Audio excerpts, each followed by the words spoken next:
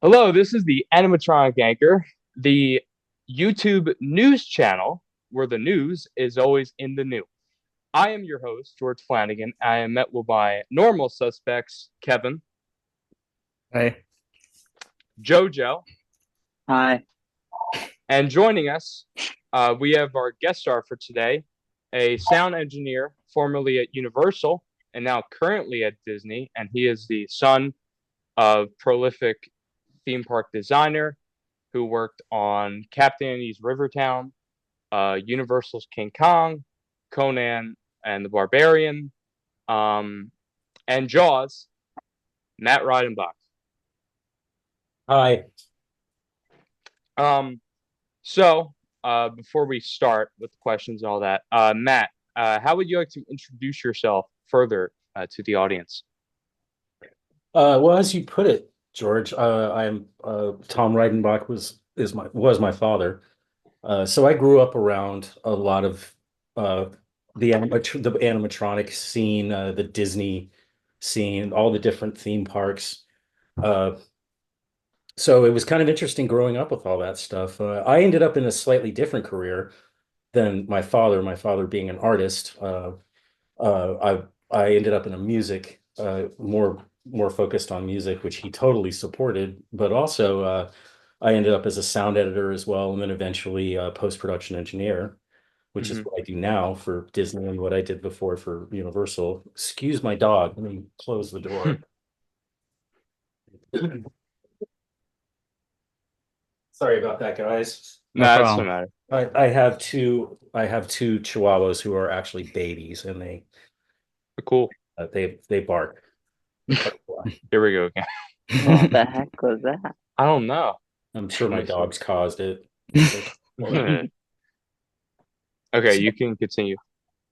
So I mean that's essentially what I do now is I'm more or less you could look at it as like I'm technical support, but I'm technical support for video editors, sound editing, etc. We make sure the team I work on is 9 people, and our entire job is to make sure that the video editors can work without any trouble, and when they have problems, we have to make sure that they're out of them as fast as possible because time is money, and especially where Marvel is concerned, time is definitely money. So I also deal a lot with Walt Disney feature animation studios doing roughly the same thing. I built sound effects servers for them, uh, troubleshoot things of that nature. Mhm. So I would say a little bit more technical than my dad, but that's kind of not true because my dad was an artist, but he was also very technical at the same time. He seemed to have a blend of both. Um, so I guess, I mean, I hope that answers the question. Yeah. To start with the actual attractions that your dad worked on, we'll start out with the one that I see a lot about throughout the animatronic circle because it's his only show, Captain Andy's Rivertown. To start with that, how would you describe Captain Andy's Rivertown from your perspective? From that's actually a very good question because when when Rivertown started, my sister and my younger sister and I were very young. I think I was 10 or 11. I'm pretty sure I was about 11 years old when it started, and my younger sister is only a year younger than me. So we were kids when all this happened, and it was once it started to kind of come together. It started off as a bunch of my dad's drawings, of course, as everything always did. But as it was starting to happen, as they were starting to build the animatronic figures, at that time, it was Applied Entertainment Systems, which I know you and I have discussed in the past. Yes. That they did have offices and executive offices, etc. But they also had a huge warehouse where all the manufacturing took place. All that stuff, all those animatronics were built on site. Because a lot of this, aside from Chuck E. Cheese and Disney, of course, but even Disney stuff was built the Walt Disney Studios where I work. A lot of that stuff was actually built and then sent to the park. When it came to animatronics like Pirates of the Caribbean and so on and so forth. But once the characters started actually becoming the characters, that's when it got really interesting and really kind of exciting for us Mhm. because we were always there. That it seemed like Heather and I were always at Applied or animated rather Playhouses Corporation, then Applied, and then a Sequoia. We seemed to always be there. And you'd come in, let's say we'd come in one week and Captain Annie would be kind of half done or something, and you'd have the fabricators doing all his fur and so on and so forth. You'd come back a couple of weeks later and all of a sudden he's done. And Yeah. they're testing his head movements and his mouth movements. And I mean it was really neat stuff to kind of grow up with. Wasn't your typical, definitely not your typical childhood. No. But I would say probably from my perspective, my favorite part of all of that, aside, I was totally fascinated with all the technology at the time that went into it because these were robots. These were Yeah. robots, but when they had their fur and they had the amount of articulation that they were suddenly not robots anymore. These were actual characters that you could interact with. And it just, if you can imagine what interacting with something like that, even though you see two people behind him, you know, animating his hands, making sure they work correctly so that when the time came to actually put them in a live show situation, that all of it would work. Uh, I would say that was definitely fascinating, but what was really cool was to see it all set up in the restaurant with the arcade over here, with the kitchen over there, with the tables all set up. I mean, it was real. Suddenly it was like, oh wow, this is Disneyland, but in Lakewood. Yeah. This is incredible. And then watching, my dad loved to be a part of the programming process when it came to doing those shows. I'm not sure why he did. I mean, I think maybe now I have a better idea of why he like because it was long hours. It took forever to program all those characters, and to Mhm. even the basic show was it's several days it would take to actually program them. And again, you're dealing with the technology of the time. So you were dealing with what, 24 track analog tape and and something called control voltage, I think, which was firing all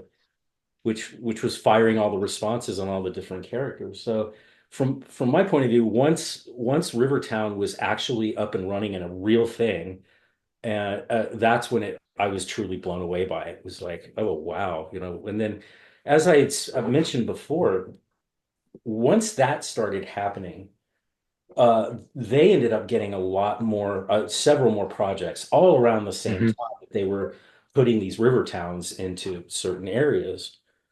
Uh, so they got the Olympics, Conan. Conan happened before. That was actually very cool too. But I'll stick with Rivertown because of your question. I mean, Rivertown is probably one of my best memories as a child because it was just so cool. And it was so much better than Chuck E. Cheese and Showbiz Pizza Place. And Definitely. yeah, I had grown up prior to us moving to Los Angeles in 1981.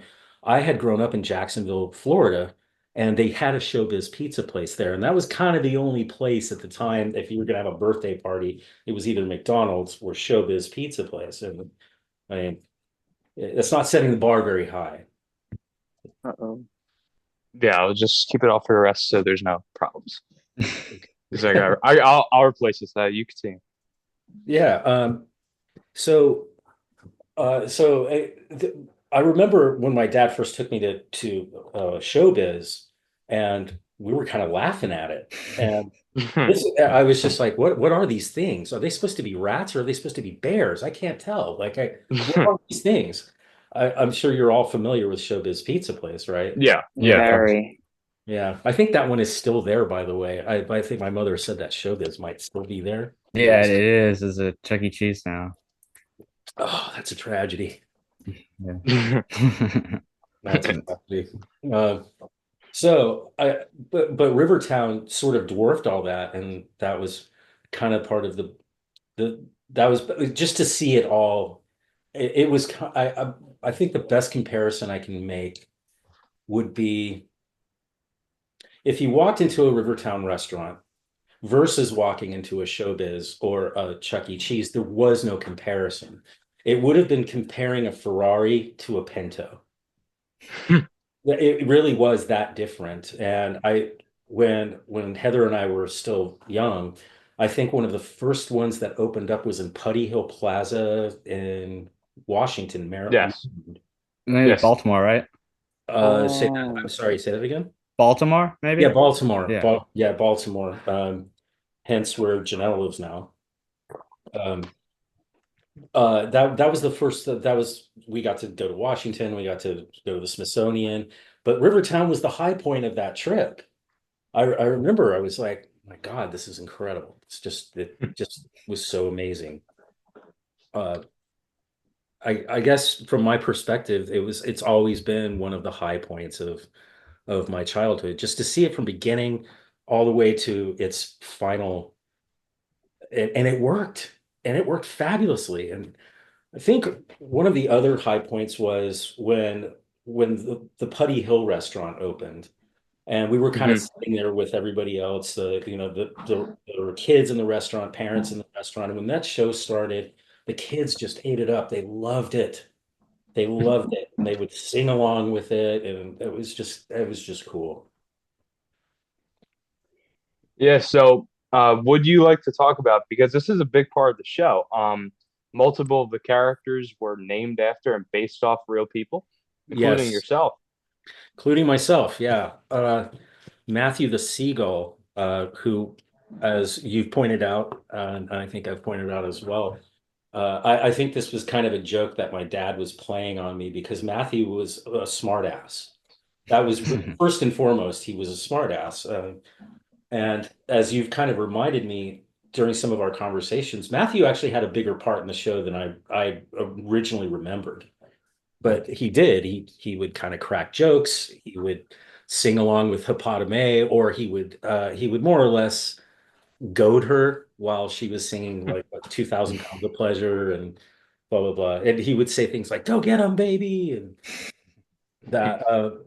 But let's see, and Andy, of course, was named after Andrew Whalen, who was the chief financial officer. And let's see, Dave Schwiniger, he didn't really have a character named after him, but I was thinking No. about this the other day after this is after the last time that you and I had spoken, George, was Yes. Gus Gus, I think might have been loosely based on Rolf Kennard. Wow. Really? I think possibly. I don't know How for so? Yeah. well, kind of had that look. Um, Like visually? Yeah, visually, he Yeah. sort of had that. He kind of had that. It's it sounds ridiculous because I'm trying to compare a human to a dog. Uh, Yeah. but as because Gus Gus really didn't have a body. Gus Gus was Yeah. just a head. so like a caricature. Yeah, exactly. There you go. It was a caricature. But Happy and the character of Happy, the one with the little feet and the fiddle, who always was a child favorite, by the way. The kids loved Happy, probably more than anybody, because as you know, the band would come in and out, and the door would Yeah. shut, and so they were they were a performance. But whenever the band would come out and Happy would start moving his feet and you could see his paws, the kids loved it. They would go crazy for that. It was probably the cutest part of the show. Um, and I'm not really sure who Jubilation was named after or what he was based on. I think Hmm. I did discuss this at one point. So you may have a better answer to that one than I do. Was it Bill Justice? I thought Bill Just. it was named after Jubilation T. Cornpone from the Showboat, I think. I don't know who he was actually based off of as a person though. Uh, I'm not sure if it was Bill Justice or not. Yeah. I wasn't sure if the T was based off like T for Tom. I don't know. I'm not sure. Like Jubilation Oh, Tom, but maybe could I be. don't know. Could have been. That's But okay. there's Jubilation T. Cornpone from the Showboat Yeah. musical, which is I think Rivertown's kind of loosely based on. Yeah. Oh, yeah, Ben. Actually, I finally, after I don't know, a year or something, I had promised to send George my dad's very first drawing of. Yeah, you did send me that. Finally, I know Yeah. it's forever. I'm so sorry. No, it's fine. Originally Rivertown was based on a riverboat. It Yeah. was completely based on a riverboat, and it changed. I actually think it changed for the better. And I remember one of the last conversations I had with my father about that was that how I thought it was great how he was able to pivot and turn that whole thing around from not being able to use the riverboat. And George, actually, you were the one that told me why they couldn't end up using the riverboat. Yeah. And I can't remember, but it made sense when you told me. I was like, oh yeah, that actually makes sense. Yeah, he had designed another show for Sally Corporation in Jacksonville. That was a dog show with a riverboat. That's right. And he had left Sally and taken Tim Lawrence with him Yeah. and gotten the client that Sally was trying to get the client, Andrew Whalen, and Tom left on his own and took all that. But he had used their company credit card to pay for the flight. So then that's how the Sally execs found out what he did. That's right. That actually sounds like something that my dad would do. And yeah, they made him change it. Yeah, try doing something like that these days, right? That just wouldn't fly. No pun, but that wouldn't work these days. Yeah. I had sent you the old artwork to the Riverboat version, and there was a character based off Tom in that, drawn by Albertino, and a gator. I showed you at Old Tom. Yeah, I remember seeing that actually fairly Yeah. recently because Yeah. you had sent me that. Yeah, it was like a big PDF of a bunch of things. Oh yeah, you forgot to mention this. Dixie, Daisy, and Delilah. They were They were based based. off Tom's cats. They were based off our cats. Yeah, they were based off one. I think it was the one all the way to the right, or the what? There's which one is gray? I can't remember. Delilah. I'm almost positive the gray one was the one that was based off our cat, Miss Kitty. Because they programmed her to move the same way that Miss Kitty did. Miss Kitty was an interesting cat. She used to have you know, all cats are one way, but Miss Kitty had a weird way of turning her head, and she would kind of turn it like a robot, and she would focus on things, but then when she would turn her head the other way, it was very robotic, very different than the other cats we had. So not to get too into cats, but yeah, those three were totally based off the cats we had, and I can tell you right now that wasn't my dad's choice. If my dad really had to choose, we wouldn't have had any cats at all. That was totally my mom's thing. He was, yeah. He didn't. They used to. My dad had he had a home studio as well, which he loved to just hang out in and draw and come up with ideas. And he would listen to Dodger Talk on the radio while he was doing it, or he'd listen to some sort of like synth-based music, like Tomita, the Japanese composer, or something. But the cats loved him, and they would come in and bother him the whole time. And I know it drove him crazy because when you're in that headspace, you just kind of like to be alone and not disturbed and whatever. But cats don't care about things like that. I don't know who Hippodame, speaking of those cats, I don't know who Hippodame was based off of. I can't really imagine. Nobody comes to mind. And even if they did, I'm not sure I would want to say who it was. I mean, the whole joke behind, as you know, Hippodame was that she was huge. That was the joke. So, and Jubilation's wife. I'm not sure who she was either, but back to Happy real quick. I kind of digressed. Sorry about that. No, it's fine. Yeah, Happy was based on Andrew's brother, which would have been Janelle and Lauren's uncle. Yeah, I In remember fact, that. his name was Happy. Yeah, They yeah. used to call him Happy, Uncle Happy. And I'm pretty sure that Goober and Homer were really just kind of carryovers from Homer definitely were just kind of sort of carryovers from stuff he had done for Silver Dollar City, Hmm. that kind of thing. Yeah. And we talked about this when they got rid of the riverboat because I think the riverboat they weren't gonna have any instruments on the riverboat like Clarabelle. Fire Right. truck is a bunch of instruments. You said Sparky wasn't supposed to be in the show until No, last minute, right? no, he wasn't. He was a last minute add-on.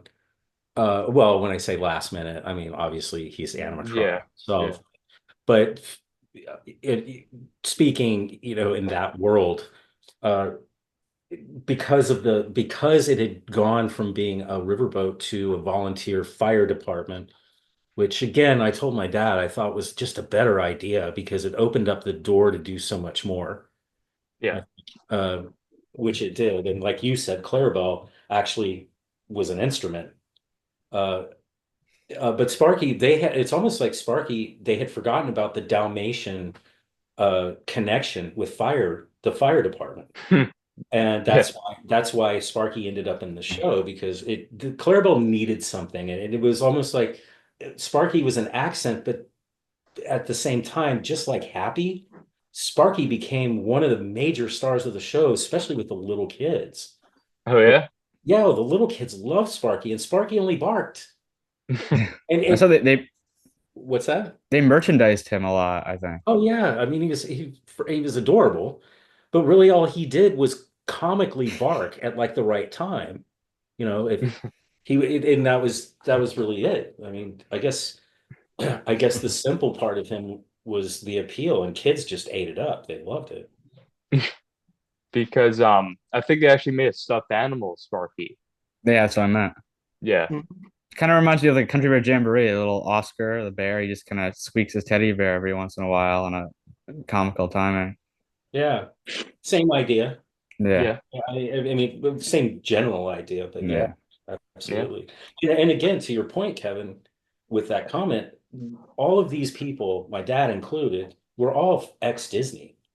Yeah. Uh-huh. So they had been around that environment and that, and I can the one comparison I can make between what I do for Disney versus what my father did at Disney, and they were two very different things, but one thing I can say is that there is a there is an attitude at Disney and there is an expectation at Disney, and especially in those days with those people like Bob Gurr, like Dave Schwiniger, like my father, if you stepped out of line at Disney, you were gone. They didn't put up with anything. Disney had a way of doing things, and you followed the rules. And you were better for it. And that was kind of the whole idea. That was sort of Walt's idea. Is Walt had a really he was very good at identifying talent in all of the people that worked for him. So Right. especially the people that worked for him long term, they did for a reason. Bob Gurr, I mean that story tells itself. Uh, but you were very disciplined working for Disney, and I can say that uh, if I had to compare my experience working at Disney versus Universal, they're night and day. They're Hmm. very night and day. That attitude still continues to this day at Disney.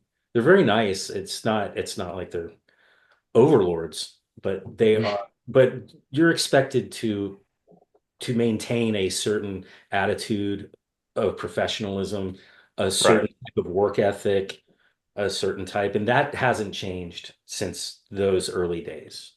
Mhm. Uh, so, yeah, so again, back to Kevin's point with the comic timing, with just kind of how the characters were.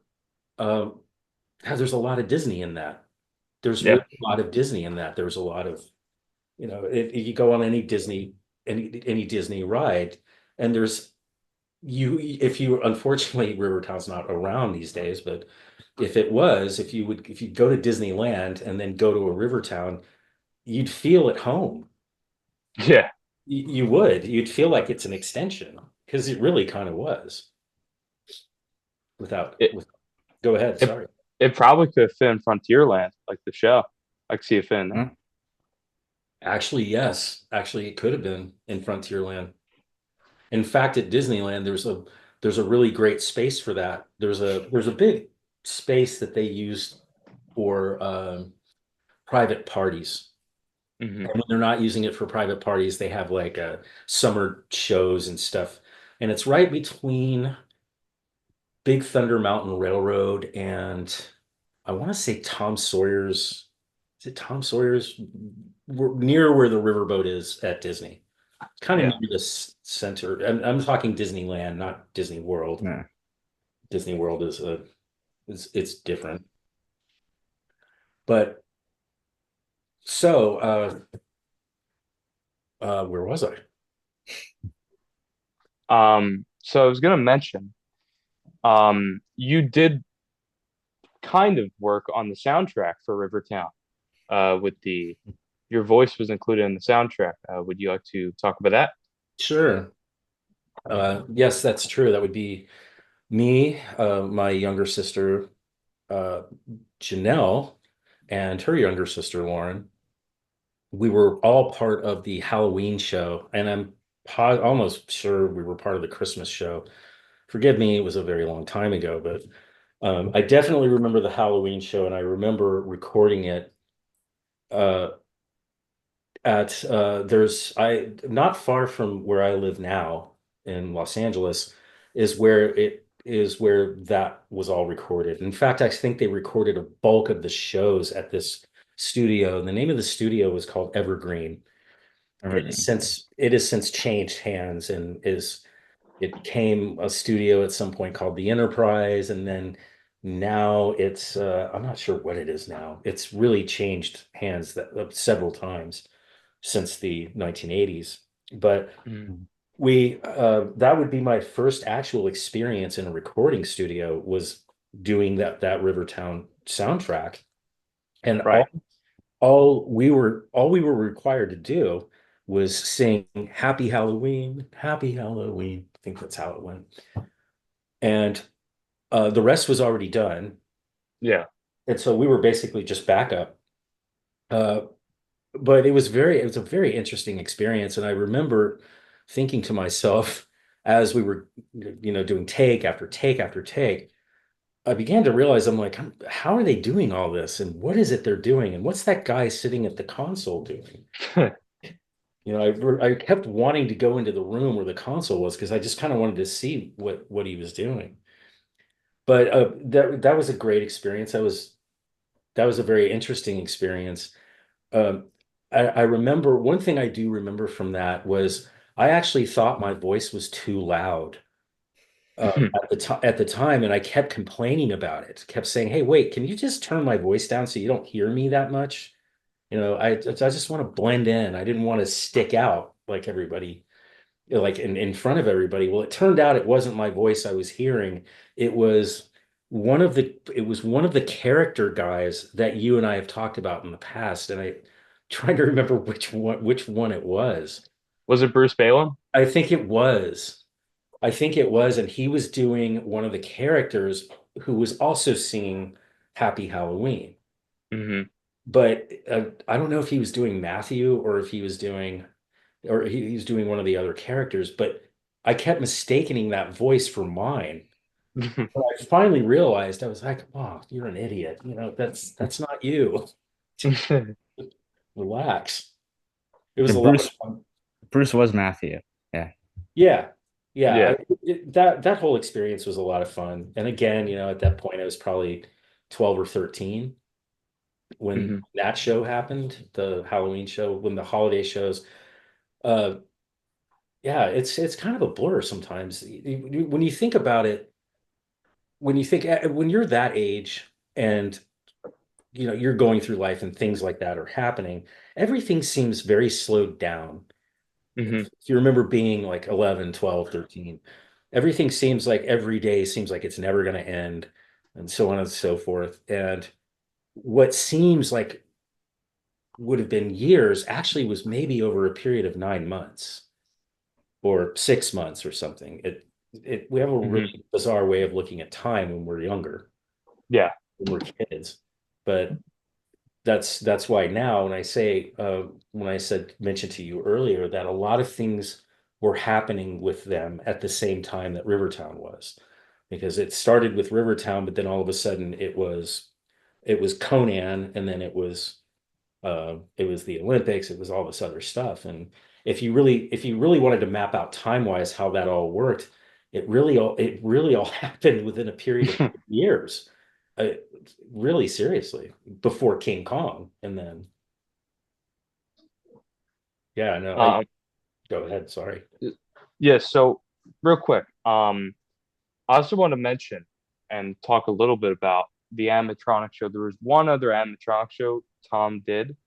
Before we get back to everything else, I forgot about this in the introduction. Colonel Vernon. Oh yes, Colonel Vernon. I was a lot younger than Rivertown. Colonel Vernon was I this is probably the one I have the least memory of. I remember seeing Colonel Vernon in that case that he was in, and I remember seeing him animated. I don't really remember anything that he said, although he talked. I know that, and a lot of my dad's friends, to even the time he passed away, spoke at his funeral. They were all part of Colonel Vernon, and they Hmm. talked about Vernon at his funeral a lot. And I remember uh, mentioning to my sister, I was like, God, they're talking about Colonel Vernon a lot, like a lot. I um I feel so bad. I barely remember Colonel Vernon. I remember it, but I don't remember it the way I remember Rivertown. Yeah. And and even you've pointed out I have big holes in my memory about Rivertown, about how certain things happen. Uh, but yeah, Colonel Vernon. Uh, Remind me, what was it even for? I think it was put in a mall, maybe Orlando Fashion Square and near Disney World. Like it was for the bicentennial, I think 1976. Hmm. And he was Was it George Washington's horse. 1975? What is it? Um, wow, no, that's funny. Okay, that would explain why he was in a case, almost like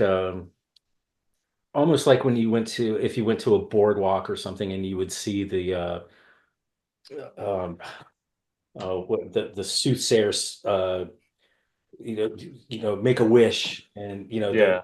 whatever that Yeah. thing was called. What was that thing called? Because Colonel Vernon, if I remember correctly, was in an encased uh something like that. Yeah, I've seen like a picture of it in black and white. It's kind of, I Yeah, haven't he's seen behind he's much. behind glass or something, right? Uh-huh. Yeah. Maybe. Yeah. And I can't even remember how much of them was Colonel Vernon. Was he just from the waist up, or was he just from the chest up? I think he was in a rocking chair. I don't know if they made him legs or not. I thought they did though. Maybe. I know my dad had some molds of Colonel Vernon forever. And they'd be in our garage, and we'd be cleaning the garage or something, and occasionally we'd come across one of them. And it was always just Colonel Vernon's head. It was a mold of his head. Hmm. And you mentioned to me, wasn't it originally going to be like just George Washington, or wasn't it going to be something else? If memory serves, Colonel Vernon was basically going to be originally George Washington, but then uh, my dad had come up with the idea that the show would actually be more interesting if maybe it was told from the perspective of George Washington's horse. Yeah. Which apparently that was true. Apparently that was why it was popular. Again, my sister and I were very young when Colonel Vernon came out, so we didn't really see much of it. I remember seeing it when at the shop where they built it. Yeah. I don't recall ever seeing it in a mall. It probably was in a mall. I'm just saying I don't recall actually seeing it or in a mall situation. I just remember this kind of warehouse where they built it. And Yeah. the company Tom did that for was Main Street Design Company. Yeah, that sounds right. You're Do you going way back. remember? You're going hot tub time machine, but yeah. Do you remember anything else he did for them, or any other No, I think projects? if I'm not mistaken, that may have been a name that they all made up because again, a couple of the people involved with Colonel Vernon were also ex-Disney. Yeah. Bob Ward, who yeah, Bob Ward, and I want to say I don't know if Jim Benson was ex-Disney or not. He might have been, but yeah, I mean, so yeah, I had the name Main Street, so it's kind yeah, of Main Street. Disney. Yeah, yeah. Yeah, I mean, that's very Disney. Having Washington, like it kind of reminds me of great moments with Mr. Lincoln until they kind of turned it into an animal character. And it's more like cartoony. Which show is that? For Colonel Vernon, if it would have been George Washington, that probably would have been more like Mr. Lincoln. Oh, right. You mean do you mean like Hall of Presidents? Yeah, or Hall of Abraham Lincoln? Presidents. Yeah. Yeah. I'm not sure how I'm not really sure how you would do George Washington. Yeah. He was he's in the Hall of Presidents too, isn't he? Yeah, Yeah, all of them everyone are. is. All of them are. Yeah, all of them are. Um, I don't know how interesting it would have been to kids if it was Yeah. actually George Washington. I mean, there you kind of are with once again with the animatronics. You know, it's that stuff appeals to kids like nobody's business. I mean, it's interesting because the things today versus things back then, it was a real art form back then. Hmm. There was always the push to make it look so real. And the ones who could pull that off to make it really very real and very engaging, they were the heroes. And when things like the dinosaurs came along, it was very clear when you didn't have enough money to do things that looked real or were very engaging. There were some cool things about that ride though that I actually really liked when you're going back in time. There's some neat tricks that they pulled off. Yeah. Kingdom of the Dinosaurs looked really cool. I've seen some clips of it. There was especially when you're going back in time, as you're going back in time, you're going past the caveman days, and they once again, from their experience at Disney, they were doing these techniques that they had learned working at Disney. My dad used to call it a Pepper's ghost effect, where it almost looked like a hologram, but it was really kind of a projection. And in the case of Kingdom of the Dinosaurs, as you're going back in time, you're passing these you're going past the cavemen and then going further and further back until you ultimately, if I remember correctly, you end up in the Kingdom of the Dinosaurs. So great concept. One thing that bothered me about that ride though was the fact that they demolished Knott's Berry Tales and they replaced it with Kingdom of the Dinosaurs. And Knott's Berry Tales was a great ride. Yeah. And now it's back as a simulator with no practical things, but it's there, but it's kind See, of strange. I think this was where I was kind of going with all this was that in those days, this I hate to say this, but the struggle was real. It was really all about the craftsmanship and what you and your creativity could put into it and contribute to it. With themed attractions these days, it's all kind of flat and two-dimensional. And I'm not saying Yeah. it's all screens, it's all everything. When King Right. Kong, and if I'm jumping a little too far ahead, George, stop me, please. No, it's a Um, but when King Kong lasted 25 years before it burned down in the fire at Universal, and it was still one of their most popular attractions, even all that after all that time. But it was an animatronic. It was so real looking that, I mean, even though you could tell it was right, it wasn't going to kill you, but still, you were close enough to almost touch it, and Right. it I had think he banana breath. shakes you, right? Well, He yeah, actually it shakes had the car. Yeah. it had banana breath and everything, and it blinked, and its eyes articulated. I mean, you were so close to it, it was so real. What they ended up replacing it with was the 3D video screens. Oh yeah, Yeah. oh yeah. Yeah. That's what is There's a it? little, it's a book on animatronics, and there's a little write up on Sequoia in it. No, oh, that's Yeah. cool. I haven't heard of that. What's it called? The Illusion of. The Illusion of Life by Gene Poor. Ah, all right. So I'm not talking crazy. It, myth. it was real. And although I did go on the new King Kong when it opened at here in LA, and okay, it's cool, but it's just not the same. It, Mhm. it's really not the same. And they did the same thing with Jurassic Park too.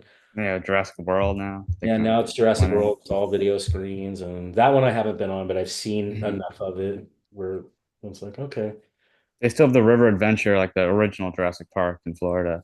do they really? Yeah. Oh, that's cool. I should probably keep it that way. Yeah. Hopefully. Um, so I was gonna mention, you know, if you were to credit people who work there, like the top contributors, the people who are really important to not only Rivertown, but King Kong and all that other stuff, who would you say was like the most important or be notable to mention? I would say, well, it's funny. It's actually an easy question to answer. Uh, if you want to talk about the principles for starters, that would be Dave Schweniger, my father, and Bob Gurr. Definitely, they were they were very much the backbone and the core of all of it. Not, I mean, Dave Schweniger ran the company. He was really the more business side of everything. Yet he himself was also a creative, and he was also an Imagineer. And I still haven't figured out what he did as an Imagineer. But I just remember whenever I would go into Uncle Dave's office, I would always stare at that mechanical robotic hand he had sitting on his desk, which was the hand of Abraham Lincoln from the Hall of Presidents. Wow. He had that sitting on his desk. What was funny about it is it kind of eerily looked a lot like what that Terminator hand looked like in the first Terminator movie. Yeah. It was similar, but that movie hadn't come out yet. Right.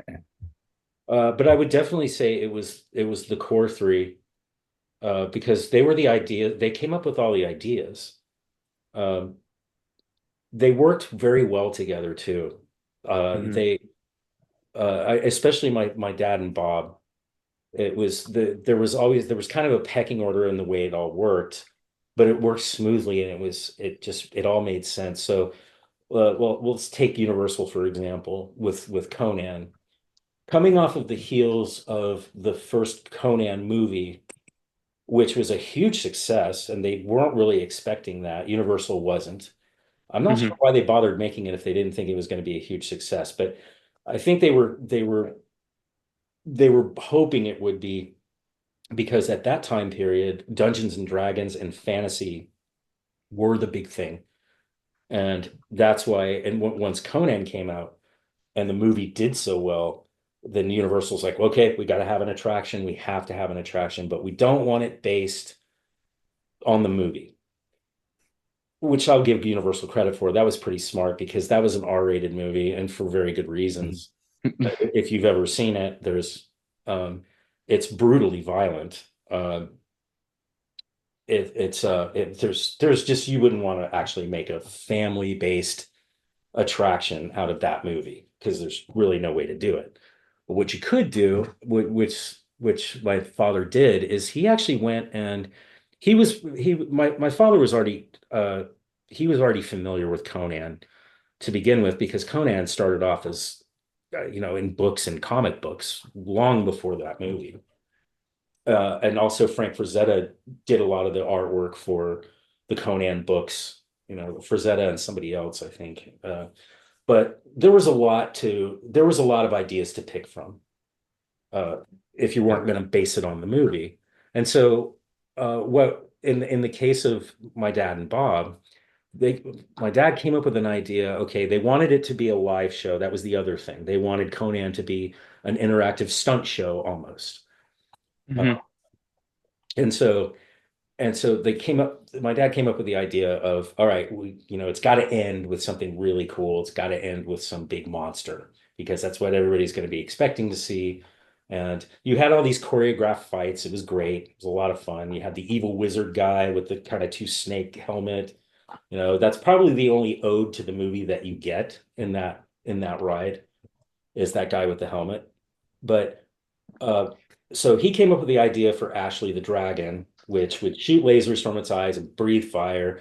And so the way the team worked would be, so my dad would come up with the concept, and in this case it was Ashley, and then Bob Gurr, being the genius engineer that he is, uh, he would have to make it work. But Bob was no stranger to making the impossible work. That's all Bob ever did for Walt Disney was make the impossible work. And the funniest story I ever heard about Bob was that Walt Disney walked up to him one day and said, "Oh, by the way, I need you to design a monorail for me." And he said, "Oh, what? What is a monorail?" And well, the rest is history. He designed the monorail, which is Yeah. actually designed to go a lot faster than it does. It's designed to travel at like close to 80 miles an hour. Damn. Yeah, and it's engineered too, but it doesn't go that fast. Wasn't that the first like monorail in North America, or at least one of them? I would think so, At probably. Disneyland's. Yeah. Yeah, the Disneyland, which is Yeah. sad because it doesn't really go anywhere now. At Disneyland, it doesn't really go anywhere. It kind of circles the park and I possibly goes through the Grand Californian Hotel, but Yeah. it's not like going to Disney World where you could realistically just sit on the monorail all day long and you'll go all over the place. You go Epcot, Magic Kingdom, I but remember when I was living in Orlando back in the early 90s, there was Disney had petitioned the city of Orlando to allow them to build a monorail that would connect the Orlando airport to the Disney property. And Disney was very confident that they were going to win. And I thought, wow, that's a great idea. All you get off the plane and then you get right on the monorail and you never see the rest of Orlando. Well, apparently the city of Orlando had problems with that. So it didn't end up happening. I think they have a monorail at the airport, but it Yeah, they obviously have. doesn't connect at all. Yeah, but Disney wanted their monorail Yeah. and their, and they wanted it to go past the city of Right. Orlando, Yeah. which I thought was a ballsy move. But so anyway, that was to I guess to really answer that question is really those core three I think were the most important Right. to everything creative that happened, everything that just happened. It was always about the three of them. So, anything else you want to say before I start the next question? No. I mean, I hopefully I answered that question. Yeah, I feel like that was a good answer. So before Rivertown, he worked at Sally. Do you remember anything he did at Sally Corporation in Jacksonville? I don't. I really don't actually. I'm not sure. In fact, you probably know more about what Sally did than I do, because you're going back to the time that I would have been maybe 7 or 8 years old. Because he worked there like what, 1980, 81? Oh, wait, no, I'm wrong. Okay, so maybe 10. Maybe I was 10. I don't have any. I Tell me what he did for Sally because I don't He know. I mean, I he suppose I could ask my mother. But he might have designed Colonel Beauregard. This is like a sheepdog type character. But he's kind of similar to Colonel Vernon and also kind of Captain Andy in a way. Colonel They Beauregard. Yeah. He has a Confederate colonel outfit and has a banjo. Yeah. uh, yeah, I'm not. That's funny. You seem to be kind of stuck in that world for a while, huh? You know, with the Colonel Vernon and now Confederate general or whatever, or with a banjo. No wonder we moved to California.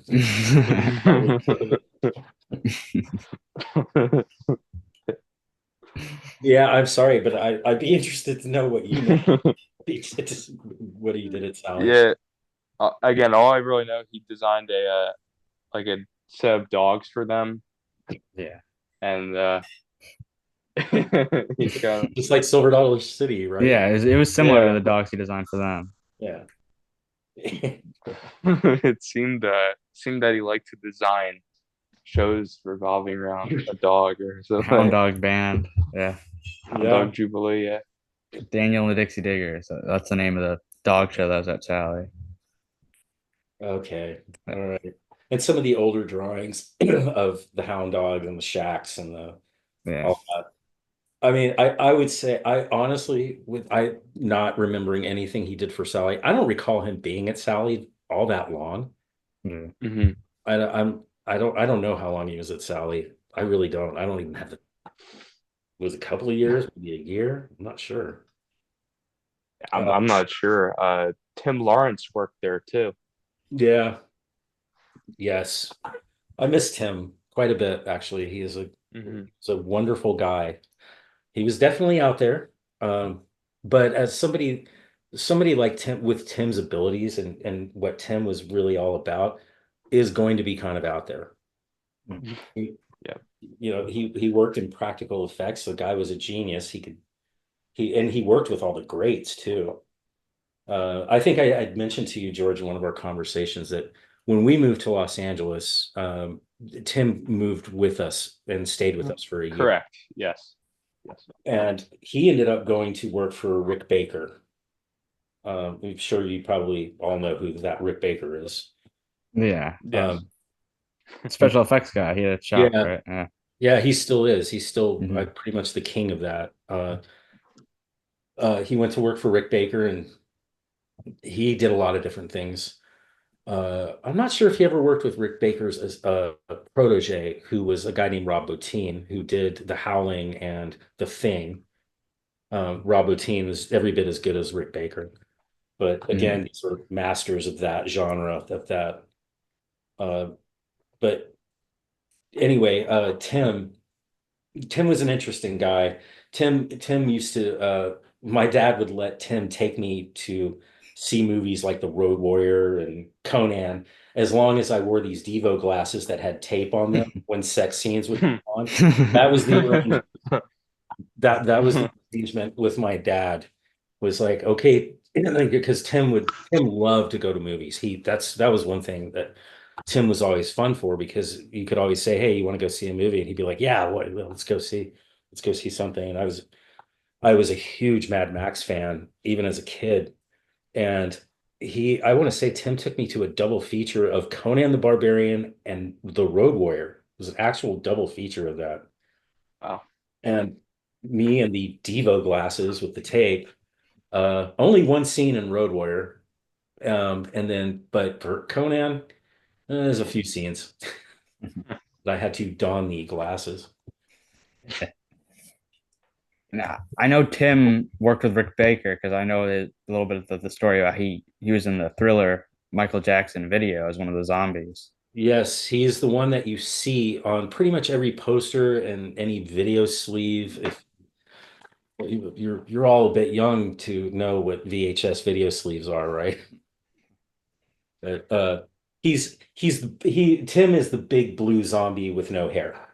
He's always the one in the right corner whenever you see any picture of Thriller, of especially from that time period. It's always Michael Jackson right in the middle, and then he's kind of surrounded by certain zombies. Tim is the big blue one that stands out. Right, yeah. Yeah, and I he's think yeah, what's that? he kept the teeth. That's kind of what Did I he really? yeah, I Did he think really? because that they're in a like a library, an archive at the University of Florida with a lot of his other possessions. They got donated after he passed, and the teeth from Thriller, I think, are among those. Really? Yeah, It's very sad because I was always, I mean, Tim and I were very close in the beginning when he was living with us, and then he went off and did his own thing with Rick Baker, and I mean, Tim would always come over. He'd come over for like Christmas and parties and things like that. But I didn't interact with him a whole lot while I was growing up, just yeah. occasionally. But it was interesting to see how Tim's career kind of exploded. He would it seemed like every step he took was a step up from this, a step up from that. And he just did some cool stuff. Harry and the Hendersons, Yeah. um, the Beetlejuice. Yeah, that Uh, sandworm. he did That's the what he did now. Sandworm, I believe, and he also did the stop motion sequence where uh, Gina Davis and Alec Baldwin are being taught by the older lady who who's the guide, the spirit guide. She's trying to teach them how to be scary because they want to scare the family out of the house. And so that sequence with Gina Davis and Alec Baldwin is where they reach into their mouths and pull their faces out and then pull their eyes out and put it on their tongue. Or at least she does that, and Alec Baldwin does something equally weird. Tim did all that. Yeah. What's interesting about that sequence is if you know anything about stop motion animation and you go back and you watch that sequence, it's clearly stop motion animation. It's it's almost kind of jerky in the way it's done, but it's still cool. It has a character to it. And he did Ghostbusters, I think one and two. He did special effects for. I for sure know he did too, Yeah. because he did the walking Statue of Liberty for that Hmm. one. Um, Yeah. he may have mentioned that he had done something else with it too. He did Gremlins too.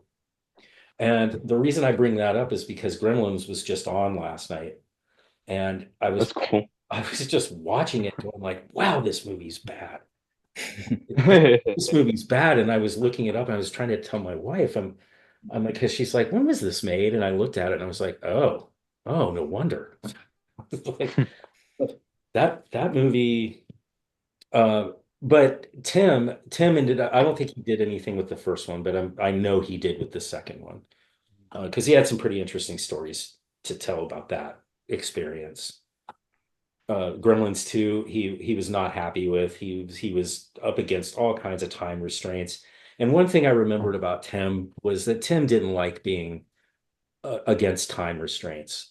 That Yeah. I think that irritated him more than anything is being on a really tight schedule because Tim was you get if you really wanted to get down to Tim's what really drove Tim and what made him so good at what he did was he just immersed himself in his work. And you could tell one of my Mhm. favorite things that Tim did was actually something fairly simple. And he worked on Star Trek 4, The Voyage Home.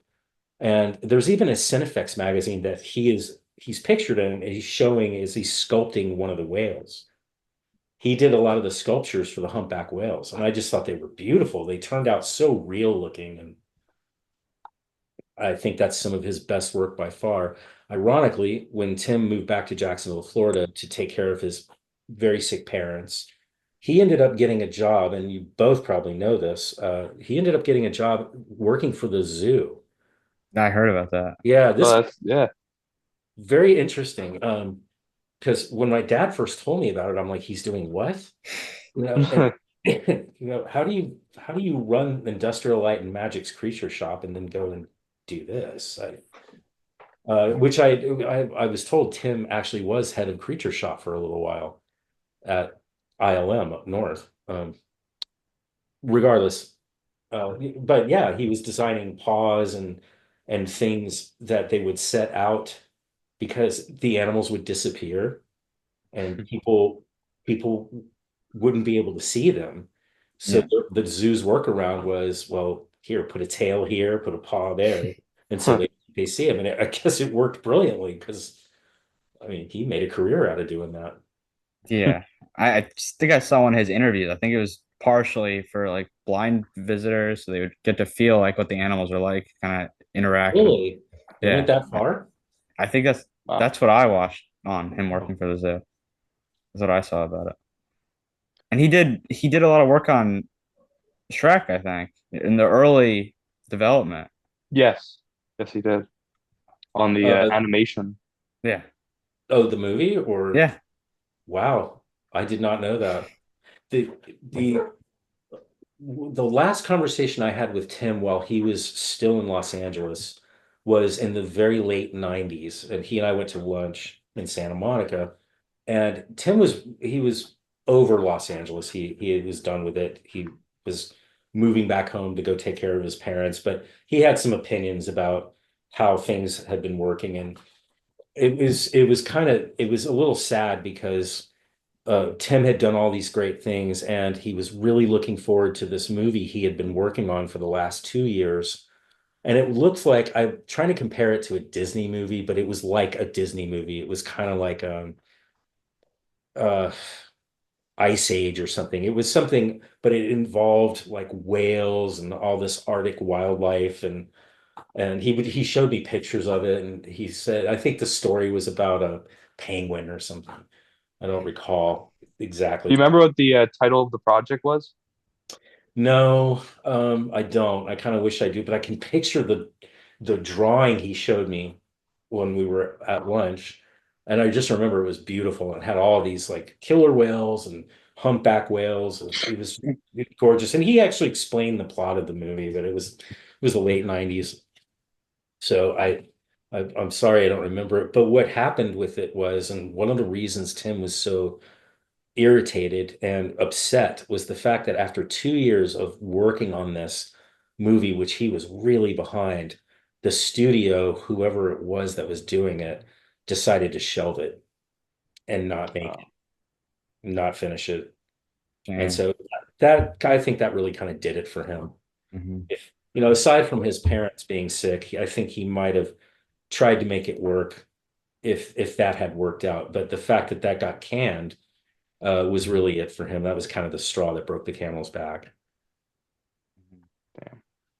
So, and then I spoke to him again 2 months before he passed away because he passed away 2 months after my dad did. Hmm. Yeah. So And about Tim, I was curious. How do you remember if he worked on a lot of things at Sequoia, or did he leave after Rivertown? I wasn't sure how much he actually worked on there. he, that's a good question. I remember him being around for Conan a little bit, Hmm. but not much after that. In fact, actually, I think that's again, Michael Jackson had come up at that point, so he was already working for Rick Baker. Tim didn't spend a lot of time looking for work.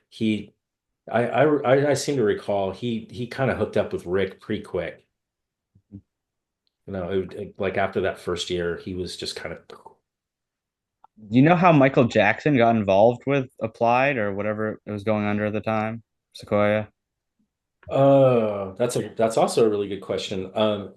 Because there weren't many companies back at that time that were able to do anything like what they wanted, what Mhm. Michael Jackson wanted. The idea for this, the idea came from, if I remember correctly, that Michael Jackson wanted something big to happen at the end of his show. And that would be the Jackson's Victory Tour, with the first part of the show being Michael performing with his brothers as the Jackson Five. But Thriller had come out, and really the real star was Michael Jackson, and everybody knew it. what was happening at that time though was Michael's father, Joe, and this again, I was a kid when this was happening, but this is what I heard was that they were capitalizing on the success of Thriller. And I guess if you looked at it from a business perspective, very smart. You got more life out of the Jackson 5. But I think Michael was the one that pushed the whole idea of Michael was always, let me back up for a second because that is a great question. Michael was actually fascinated with theme parks and he loved Disney.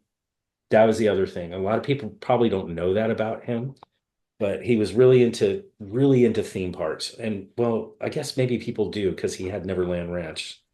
But and then he would later go on to do Captain EO, which I guess was at Epcot Center. So, but again, back in 1981, 82, 83, there just weren't that many companies that were capable of doing something on that scale. So how did Michael find out about Applied Entertainment and I'm not sure, but I would guess if all he had to do was say, I want something like this or I want something like this to happen, I'm sure he was so surrounded by so many different people, they would have known that there was only a couple of companies in Los Angeles that were even capable of doing something like that. Yeah. I don't I know. remember. Go ahead. I'm sorry.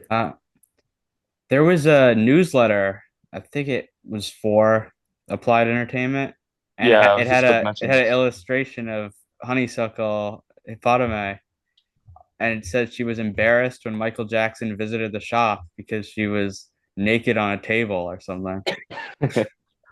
And you can also see Happy as like the therapist, Yeah. like she's at therapy. Yeah. I wonder if that was a true story. Was there actually a animatronic of her naked on a table when Michael came in for the first I don't time? think so. It's funny that you mentioned the newsletter because now that you mention it, I had forgotten all about that. Completely forgotten about that. I do recall though, there was kind of a joke newsletter that would go around. I don't know who did it either. I don't think It was Bob Gurr. Was it Bob? Yeah, that's That kind of entertainment sounds. by Bob Gurr. And there's a section called Puppy Tales. Yeah. I guess that was about Rivertown, probably. Yeah. Yeah. It says Volume 3, Issue 5, March 8th, 1984. Wow. I would love to see this again at some point. I do recall though that there was something like that. I didn't realize it was Bob that did it. But now that you've said that, knowing Bob is quirky. Yeah. He's very quirky. And also Bob worked very closely with Rolly Crump, just like my dad did. And so if there was any kind of perverse humor, that's where it comes from. It comes from Rolly. So because they both worked with Rolly Crump very closely. I'm sure you're familiar with who Rolly Crump is. Yeah. Yeah, yeah. And he And designed the Berry Tales ride that we were talking yeah, about, that Kingdom of the Berry Dinosaurs Tales. replaced. That was I did Rolly's not ride. know that. I did not know that Rolly Crump designed Knott's Berry Tales. Yeah. Wow. Small world, huh? Yeah. Do you know if Rolly Crump had any connection with Rivertown? I know Chris Crump did, but did Rolly? Not to my knowledge, no. And actually, speaking of Rolly, I saw Chris Crump not too long ago. It was probably a year ago. Not even that long ago. I don't remember, but Chris was speaking at this breakfast thing, and sorry, I can't remember the name of the place now, but we had to be there very early to see him. But he was promoting a book of his father's artwork. Mhm. And so I went and I actually ran into Chris in the parking lot and we said hi. We chatted very briefly because he was getting ready for the show. I guess the point I'm making is I'm not sure, when did Rolly Crump pass away? It was very recently, in the It was like past 2 3 years years. ago. Yeah. I think it was 2 years ago. Really? Hmm. Yeah. Okay. That makes sense. I don't think Rolly had anything to do with Rivertown, quite honestly. Hmm. Hmm. I mean, my memories of those days really involve Chris. I don't think I ever met Rolly Crump. Mm. And if I did, I just have no recollection of it. But I think, based on some of what my mother has said or has told me, I, my dad had left and went to work with Rolly Crump on Circus World. And Was that in Sarasota, uh, Florida? there was Circus World. Is it related to Ringling? It was, I don't think it was related to Ringling, but I think it was supposed to be like it. Uh-huh. Uh, he wasn't with Circus World very long, and my mother actually ended up telling me why recently. And it was a story I'd never heard as a kid. And I've heard Rolly Crump's name, of course, and we used to have a lot of his artwork back in the 70s. And my dad always spoke very highly of him. My dad never said anything critical about Rolly Crump or anything, but my mother had told me recently that she goes, "Oh yeah, your dad didn't like working with Rolly," and I'm like, "What are you talking about? They worked together at Disney." And she goes, "Yeah, but that was a little different than working with when Rolly left Disney to either go to Circus World or start Circus Worlds again. This was when I was very young, so I don't really know all the details. I hardly remember any of it. But she told me that she goes, "Yeah, your dad got really sick of being referred to as Rolly's kids, one of Rolly's kids." And apparently, I guess Rolly had that's the way he saw these people he took from Disney with him to go to Circus World. Yeah. That's the story I got. So Hmm. I don't know how accurate it is. Like I said, my dad never once said anything bad about Rolly Crump. At least not to me. He always spoke very highly of him. And Chris was fun. Chris was a neat guy. Chris did a lot of it was funny at this breakfast when Chris is talking all about his father's achievements and accomplishments. I was really happy when somebody actually said, they kind of raised their hand and said, "Hey, Chris, you have a pretty storied career as an Imagineer yourself." And I thought that was really cool that somebody actually pointed it out. It's like, yeah, dude, you've done a lot of really impressive stuff yourself. Your dad was definitely one thing. He was a genius. We all know that, but so were you. Oh gosh, I don't remember how we got on the subject of Rolly. Yeah, because we were um talking about Chris and all that. I was gonna mention um there are some other ex-Disney Imagineers that worked there or worked on Rivertown, like Mark Davis, Oh yeah, of course. Bob Brunner, Bob Bruner, yeah. One of the and nicest people in the world. I mean, and he was, sorry. Um, he was the music composer of the shows. mhm. Yeah, he was very good too. But what a sweet person. He just was a genuinely very, very, if you were ever around him, and we were that back to the Happy Halloween thing. I remember Bob Bruner being there, but he was just whenever you were in the room with Bob, he was such a friendly guy. He was very warm and you just very approachable. I think I might have mentioned to you in the past, George, that he was such a nice guy that he owned a townhouse in Park City, Utah, and he used to just let us go and stay in it for free, and he'd offer it Yeah, up I for remember that. dinner and Yeah. just say, "Hey guys, go skiing, have fun. Go use my place." And it was a beautiful place too. Bob Bruner was a Mormon, and he was a very devout Mormon, from what I understand. Just a great guy, though. Continue. There was more. You said, Herb Ryman "Oh yeah, did some artwork, I believe, for the show. yeah." That doesn't shock me at all. Herb, I want to say, was probably the oldest. Maybe Herb and Albertino, but Yeah. I don't think Albertino was kind of near how old. Herbert Ryman was. He was a very sweet person too. Great artist, a terrific artist. We actually, uh, my mother has a lot of what Herb gave my father from his artwork. And actually, I want to say only one of it is actually Disney. Oh yeah. Yeah, we have like I think it's 4 or 5 prints from him that are all signed, and only one of them is a Disney print. And a Disney, it's a Main Street. It's a very, I guess, popular picture that Herbert Ryman, a rendering that Herbert Ryman did of Main Street when you first walk into the park, and you can kind of see it's New Orleans Square. Mm-hmm. That's cool. Yeah, it's very cool. What was weird was when I started working for Disney a couple of years ago, I had to go one of my first trips over to the Walt Disney Feature Animation, which is across the street from the main studio. I was walking down one of the hallways, and hanging on the wall was that picture of Herbert Ryman, and I was with a coworker who's older than me, and I just stopped in front of the picture for a moment. I was like, "Oh wow, that's crazy." And he's like, "What?" And I said, "No, that we have that picture. That's Herbert Ryman." And he goes, "Who?" And I said, "No, he's a famous artist. He's a Disney artist. He did this picture of New Orleans Square." And we got back to our desks, and this coworker of mine, he's looking it all up, and he's like, "Oh yeah." Like, yeah, Herb he was a great guy. He loved my dad. They had a very interesting relationship.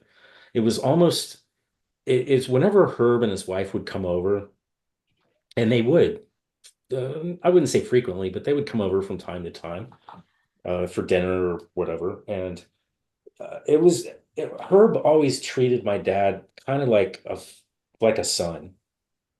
It was almost like he was a mentor to my dad, and my dad just loved him to pieces.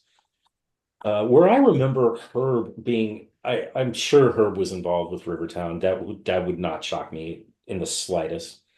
What I remember probably more about Herb being involved in was a project that Sequoia was working on for Seoul, Korea, and it was a huge.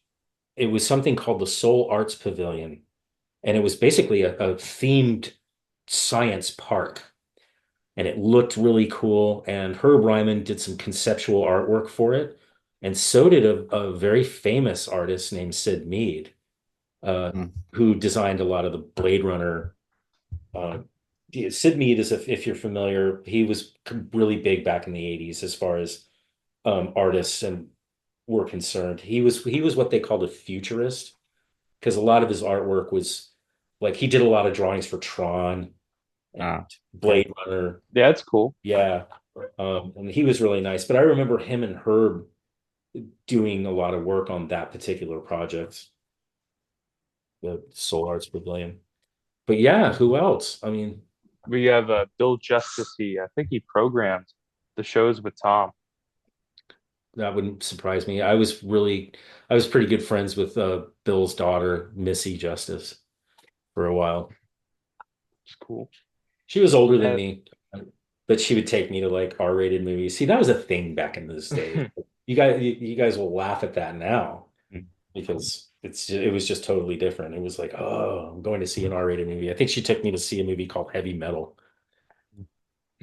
the animated movie, which at the time was my parents didn't want me to see.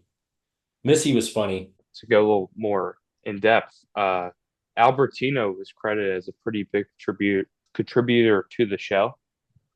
I think he Also, wrote not a the shows. surprise. He wrote the shows with Tom Yeah, as in that the makes script, sense. and yeah, he worked on the character designs. Like I sent you that big folder of Albertino drawings of Oh yeah, yeah. right. I remember that. Uh, Once again, Al and my dad were very close. I think I saw more Al than I did Herbert Ryman because Mhm. Al came over a lot. Al and his wife, they'd come over a lot for dinner, and Al was a big guy. Big Al. It's Big Al. Country Bear That's Big Jamboree. Al, yeah. I think maybe Walt might have given him that nickname. But he was Maybe. he was he was a big guy. He was very funny. I just remember he had kind of a comical face. If you ever see Yeah. pictures of Albertino, he kind of looks like a cartoon. It- Big Al in the Country Bear Jamboree. The face on that bear. It look if you look at a picture of Al, it's basically a caricature. Just like you were kind of It's saying, Rolf Kennard might have been kind of Gus like Gussie. Gus Gus. Yeah. I can't think of who else Gus Gus would have been based on. Yeah. Hmm. So at that time, it was Rolf Kennard, Andy, but Andy was Captain Andy. We already know. Yeah, Yeah. yeah. I'm trying to think if I'm missing any one of the principals of animated playhouses. There was Edward Peabody. Oh, that's right. I always forget about him. And yet, what did he do?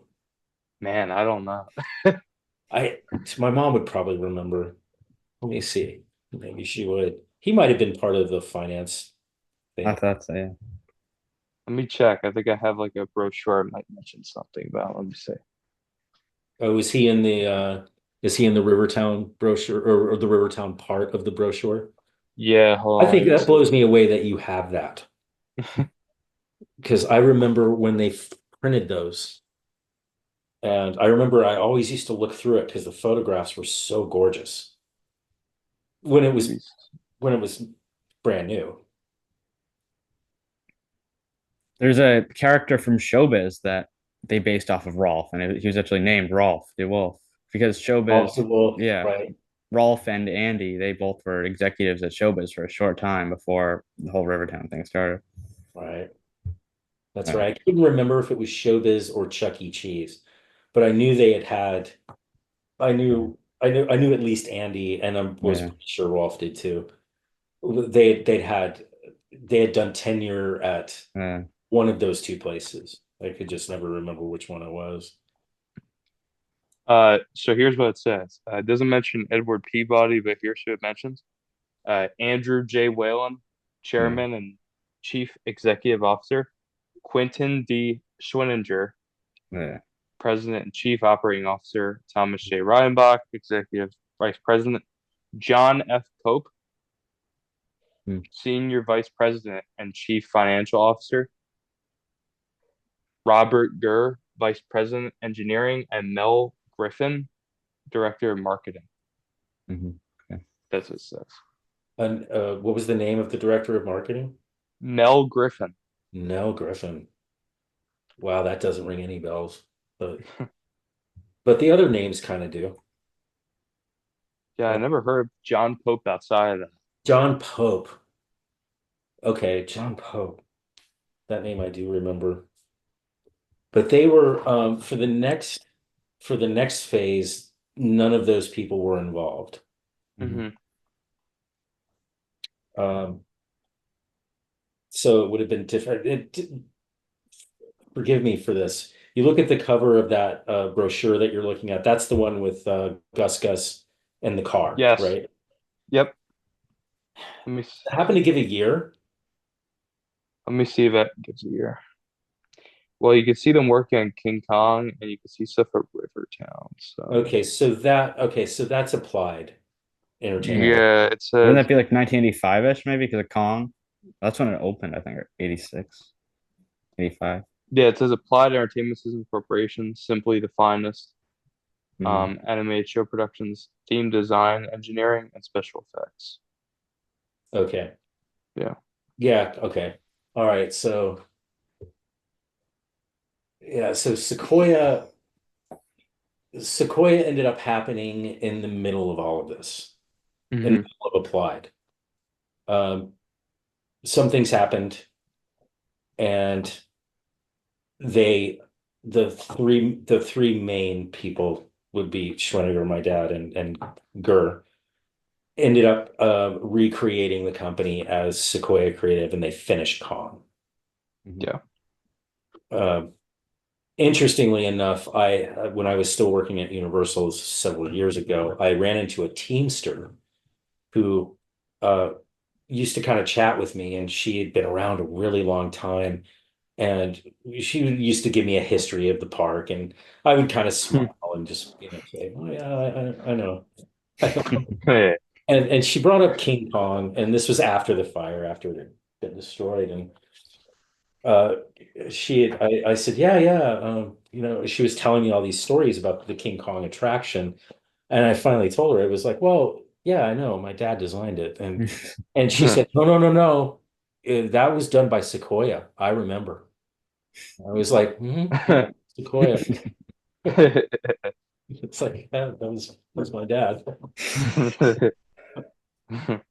But I remember them starting it. I remember them starting at Kong at Applied because in that big warehouse where they did Conan and everything else, they were also recording the voice for Kong, Mhm. and they had hired some guy. I just remember he was really skinny and he kind of looked like a hippie from the 60s with this big, kind of long beard. And he looked like he hadn't showered in days. And I remember my dad made me watch this guy as he was doing the growls for Kong, and he was screaming into this microphone. And I just thought, wow, this is weird. This is so weird. I can't remember for the life of me what that guy's name was, but his voice did end up being part of the growl of Kong. Um, but that started at Applied, and then whatever happened happened, and then Sequoia happened, and then they have a different location than where Applied was. Applied was in Sylmar, California, which is here in the Los Angeles. It's in the San Fernando Valley. Sequoia was based in Arleta or Sun Valley, which it doesn't matter if I'm right or wrong because they're both right next to each other. Sequoia was a little bit smaller than Applied, but had all that warehouse space that they needed to fabricate Kong, and I guess still Rivertown too.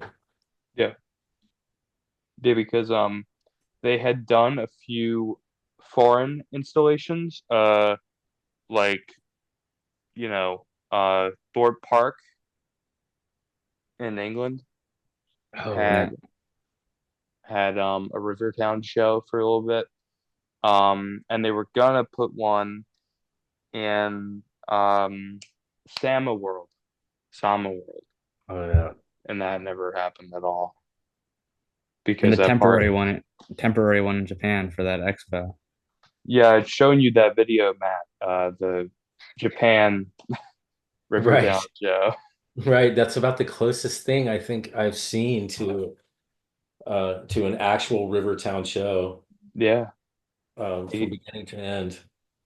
Yeah. some of it has like Captain Andy talking in Japanese and stuff. It's like a mix. Yeah. So Yeah, yeah, that was there's enough of it there yeah. to bring back all these memories. I remember watching that after you sent that, and I was just like, oh man, if only it was in English. I'm like, I would sit through this. But it did. I mean, it was the show. Yeah. It was just in Japanese. And some The parts, like you had mentioned, some parts of it were actually in English. Yeah, all the songs were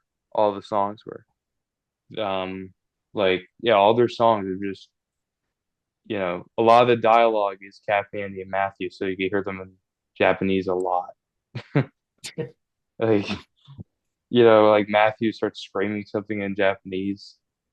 I wonder who did the voice for that. I wonder who did. Yeah, yeah, because I don't. You sending me that. I have no memory of any kind of discussion about that even happening. That Hmm. that That Japanese. was 89. That was 1989. Oh, okay. So at that point, my father was gone from Sequoia, and Yeah. we were living in Florida, and he had TRA architecture and show design. So at that point, he was working on Jaws and Hmm. Universal Florida at the same time. Jaws was for Universal Florida, but he Yeah. was also he was also tasked to do. And I don't recall if I mentioned this to you, George, during one of our conversations, but halfway through when he was hired to do Jaws, the attraction, halfway through designing it, Universal realized that uh, they were getting toward the end of the park actually being built, and they were so disorganized and so behind the ball that they realized that they had not hired anybody to design any of the signage for the park, for the restaurants, for the maps, for anything. No, they had not bothered to even think about that.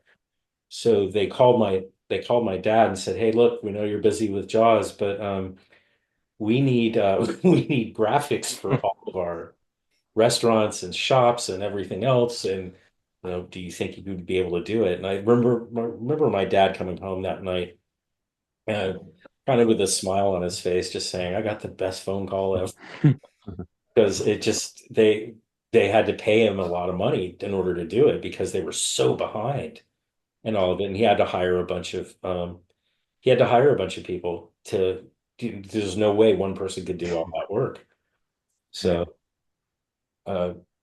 yeah, so he did he they used to call Universal called it the graphics package. That's what it is. So if you go to Universal Studios Florida, um, pretty much every sign you see or thing on a restaurant, that was all my dad. Wow. And at the last too. So 89 is when you're saying this Rivertown show hit Japan. Yes. Yeah, I think that's right. And what was the reason for it? What was the No clue. It was for what was it called? The Yokohama Exotic Yokohama. Showcase. Yep, Yokohama Exotic Yes, Showcase. 89, yeah. And it was like a type of World's Fair kind of thing, but in Japan.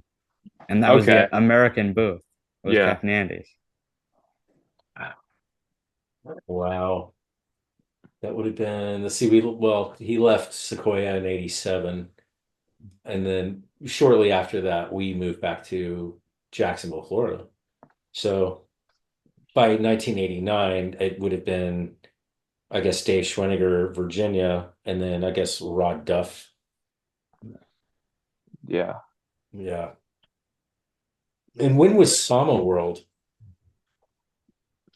I remember that. I remember 86, 87 around. I remember that name being tossed around quite a bit, Sama World, because I remember my dad talking about it. And it was in Malaysia. Yeah. Malaysia, yeah. There were quite a few scrap things I think they wanted to do. Like we talked about this very briefly. Like Tom Reidenbach was going to do some stuff, and I believe Animated Show Productions, whatever. I forget if it was them. They were going to do stuff for McDonald's. Oh yeah. I recall you and I having this discussion before, and when you had brought it up, I thought, oh yeah, I seem to remember something about this. It never ended up happening, but Yeah, I seem to remember something about that. they were gonna have some show or something. I don't know. They wanted to maybe animate the animatronics of all the characters. That would be actually, if you think about it, that would have worked. Yeah. Especially there was a Ronald animatronic That's at one correct. point. And Tim Lawrence worked on it, but it wasn't under Applied or anything. It was under a different company, AVG, which is in Valencia. Yeah, I remember the name AVG. Yeah. I don't think Tim was ever actually an employee of Applied or Animated. If I think he was, he may have done. I mean, he did work on certain, but I think he did that maybe as a contractor. Mhm. I don't think he wasn't actually, if I remember correctly, he wasn't actually. I could be way off base, but I don't Yeah. think so. I don't remember. Like I said, I didn't really see a whole lot of Tim when he moved out of living with us. I think there was another scrap project they were gonna do, like a small little like show animatronic show for touring, like leasing out to different places. It was like a little 3 to 4 character show. I don't think they ever made that either. And that was going to be for what? It was just like travel, like to like fairs, I guess, and stuff like that Oh, for leasing. I mean, there was for every success that Applied and Sequoia had, there were things that didn't work out. Yeah. There was, and one thing in particular that I really, really wished had was their acquisition of Malibu Grand Prix. That's right. They were, oh, I remember Dad talking about it, and I remember Uncle Dave and Uncle Bob talking about it too. It was going to be a big deal. was really going to be, and at that time, Malibu Grand Prix was for anybody that's not familiar with it, was like it was go-kart racing. It was really cool. And back in those days, it was sort of like I think they might have even had mini golf at those places too. It wasn't just the racetrack. They definitely had an arcade, that's for sure, and definitely had food. The main theme of those attractions was you could get in and race in all these go-karts, and it was a big thing in the early 80s. And uh, when my dad had mentioned it's like, yeah, we're pretty close to making a deal to buy these Malibu Grand Prix. And he had mentioned that they were going to stick Rivertowns in them. And I thought that is going to be fantastic. How cool is that? And then that didn't end up happening. Yeah. And earlier when I was telling you about Herb Ryman and Sid Mead doing all that conceptual art for the Seoul Arts Pavilion, the Seoul Arts Pavilion didn't end up happening either. For as much as my dad went back and forth to Korea and back here to the States, I mean, they worked on that for a while and something happened to it. I don't know. It just ended up going away. There's a lot of that in that business. Yeah. Some stuff just gets shelved and never made, no matter how far it gets. Yeah. I'd say these days, you find that a lot in China. Hmm. Uh, so so my dad, after he retired, as he was kind of getting sick anyway, he would still he was still a consultant. So he spent a lot of time in China, uh, Shenyang, which is near Outer Mongolia. He would go over and consult on these different theme parks. I remember he would stop here in Los Angeles because the client he was consulting for, ironically, was his biggest competitor in the 80s, in the 1980s. They had since, become friends, but my dad showed me a conceptual art book for this particular theme park that they were building in China or were supposed to be building in China. And it was a complete ripoff of Disneyland. I mean, really, right down to the castle. It was, and that happens a lot over there. But what else happens over there is that there's all kinds of theme parks that they're always talking about building, and in some cases they get pretty far along in the construction process, and then for whatever reason it'll just die. And I think there was Yeah. even a show about this where uh, China's abandoned theme parks that were never finished. And so there's nothing my dad worked on in China in the several years that he was a consultant over there. None of it ever got built. Wow. I Damn. mean, none of it. It's just that just happens in that business. And I think uh, if aside from China for a moment, I think a lot of there were other things that didn't happen as well.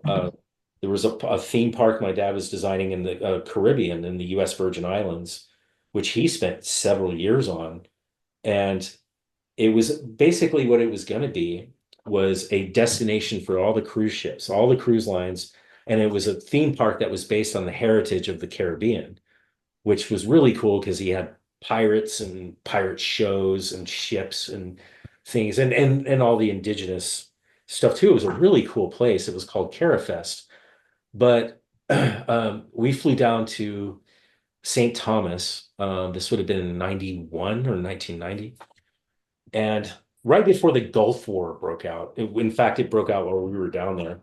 And I recall having drinks with my dad. I was still way underage, of course, but having drinks, the law doesn't travel that far, even though it's a U.S. territory.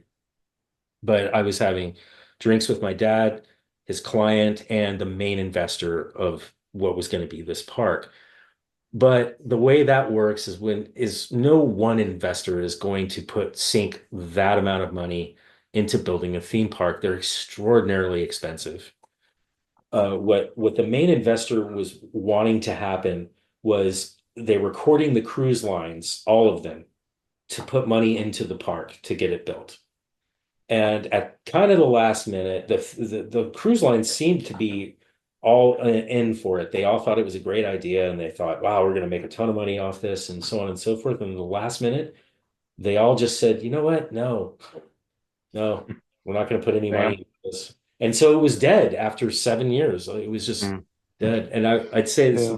that happens more often than the things that actually get built.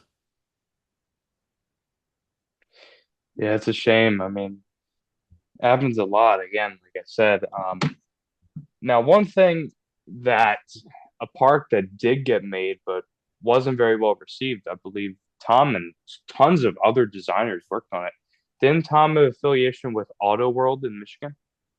Oh God. Yes. Yeah, How that's long ago was that? 84. I think it opened 84-ish, but wasn't Yeah, it being designed for almost like a decade? I remember that name. Yeah.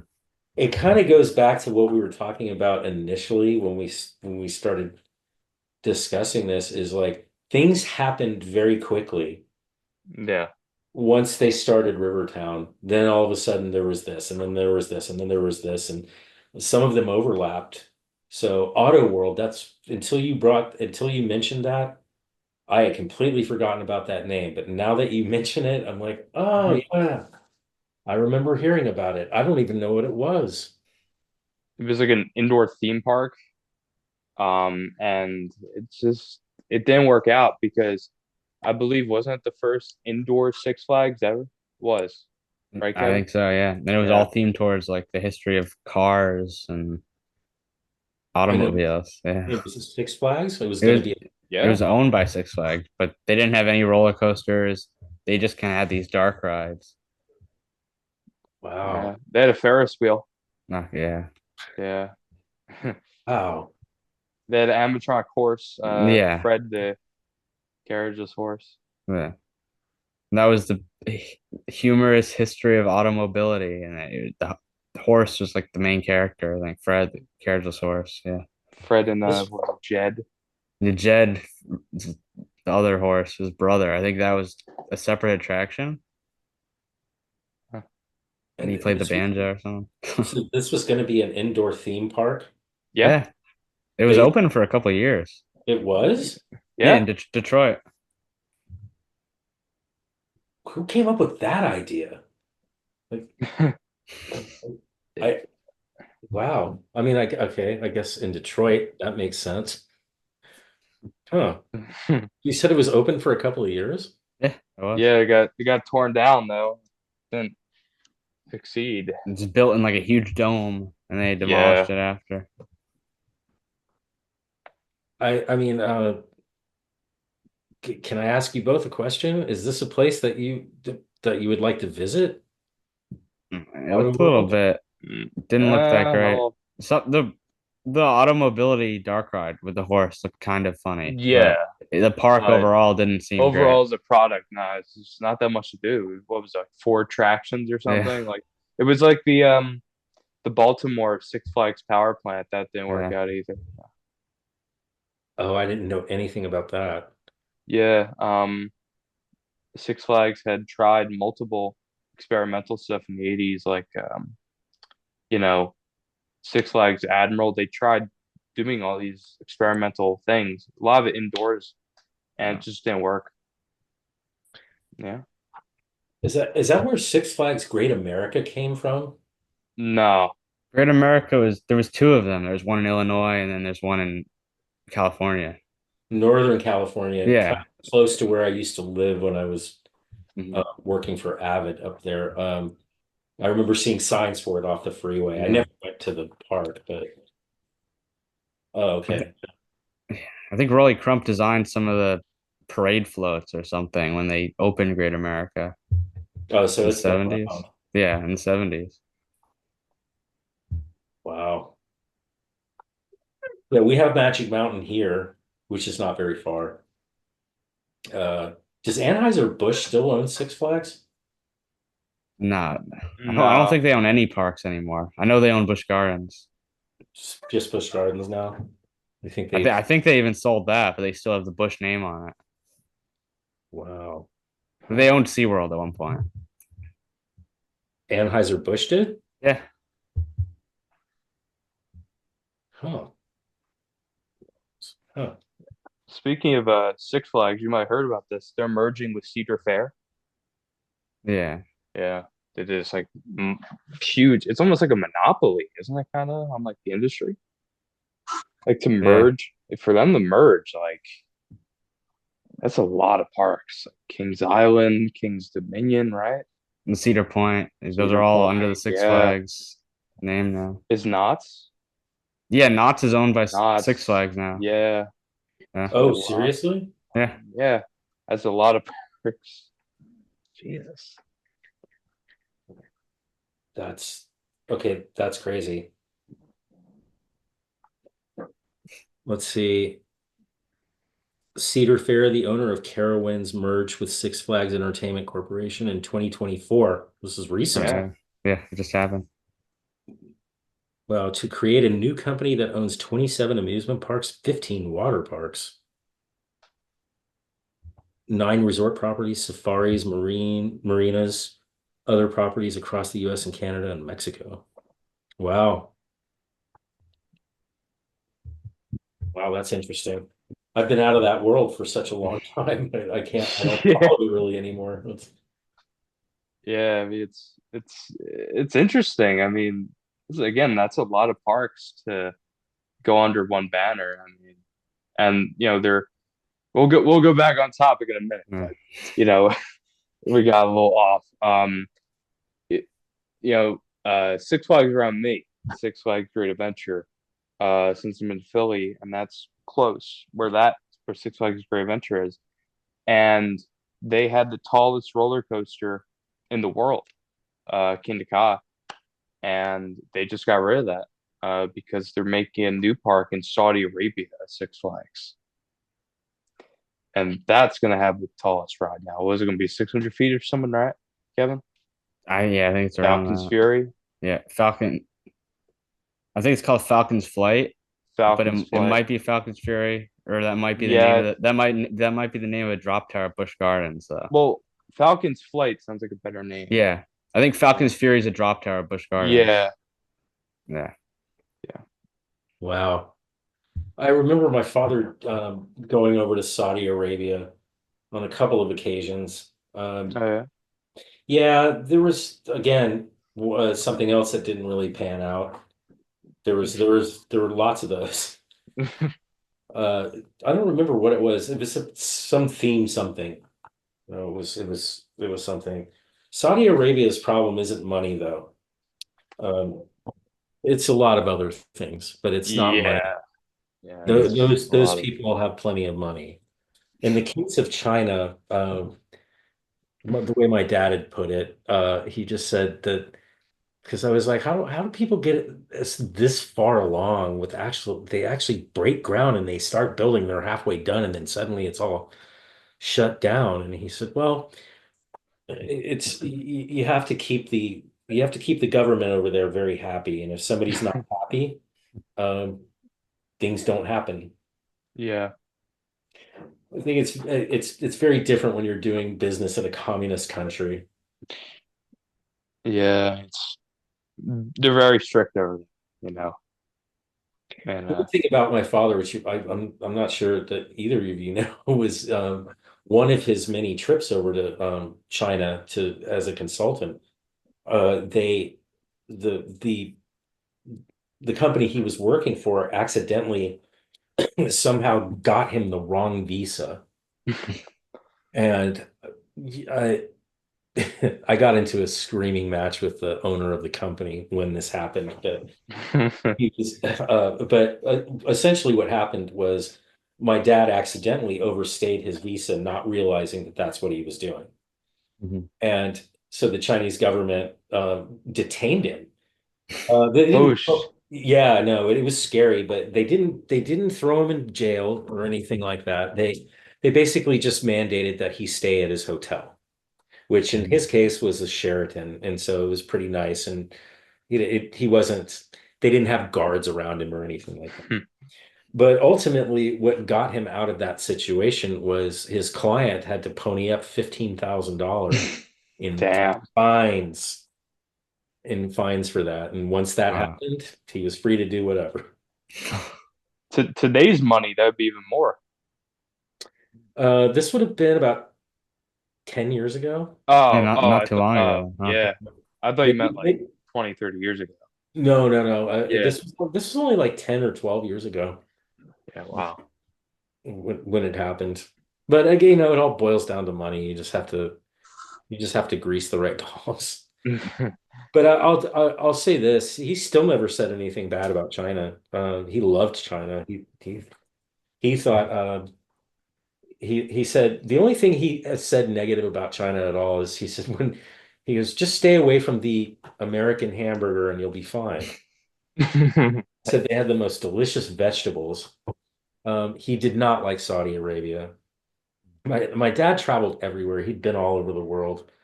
And he had told me his favorite places to go were England was number one. He did like Malaysia, which is interesting.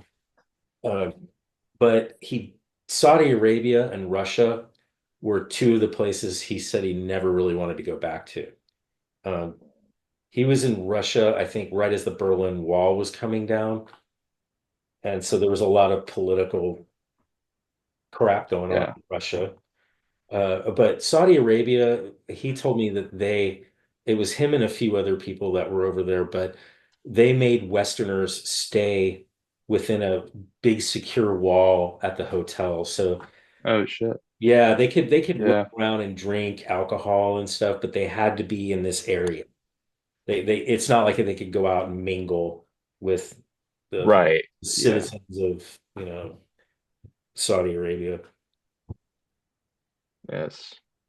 Again, and when you travel, there's a different culture, different policies everywhere. And some are harder to adapt to than others. Yeah. Yeah, that one in particular, that was a story I always remember because he was actually not the only one to tell me that. There was a couple of other people that worked with my dad on and off that had made very similar comments about Saudi Arabia. They felt like prisoners there. Yeah. So going back to what Tom worked on a little bit, um, do you remember much about Silver Dollar City at all? Again, I know you were a lot younger, but do you remember anything about what he did there? I remember hound dogs. Hmm.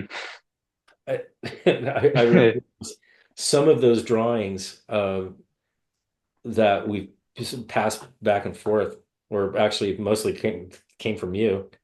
Uh, I remember that, and I remember that house. That my dad had that model. Yeah. He built that model of that hound dog shed, and we had Wow. it forever. I remember we'd move it from place to place, and that model was fairly big. That Wow. model was at least if let's see how far across on my hands. That model was like the size of my desk at Disney. It was like 4.5 feet wide. Damn. It was tall, and I remember one time we were having to move it, and it was shaky. It was, it had been moved so many times. This thing was about to fall apart. That's what I remember about Silver Dollar City. Um, it's unfortunately I was very young for. Yeah. Did you have with the house model, did you also have the characters or just the house? I want to say I remember the house lit up, Hmm. the windows lit up. That's cool. Yeah, I'm not sure how he did it, but I think we might have had one of that hound dog, which I think eventually became Homer. Hmm. I think we might have had a little maquette of him. Yeah. We may have. We had a lot of different stuff. We had a lot of maquettes and a lot of like for King Kong. Hmm.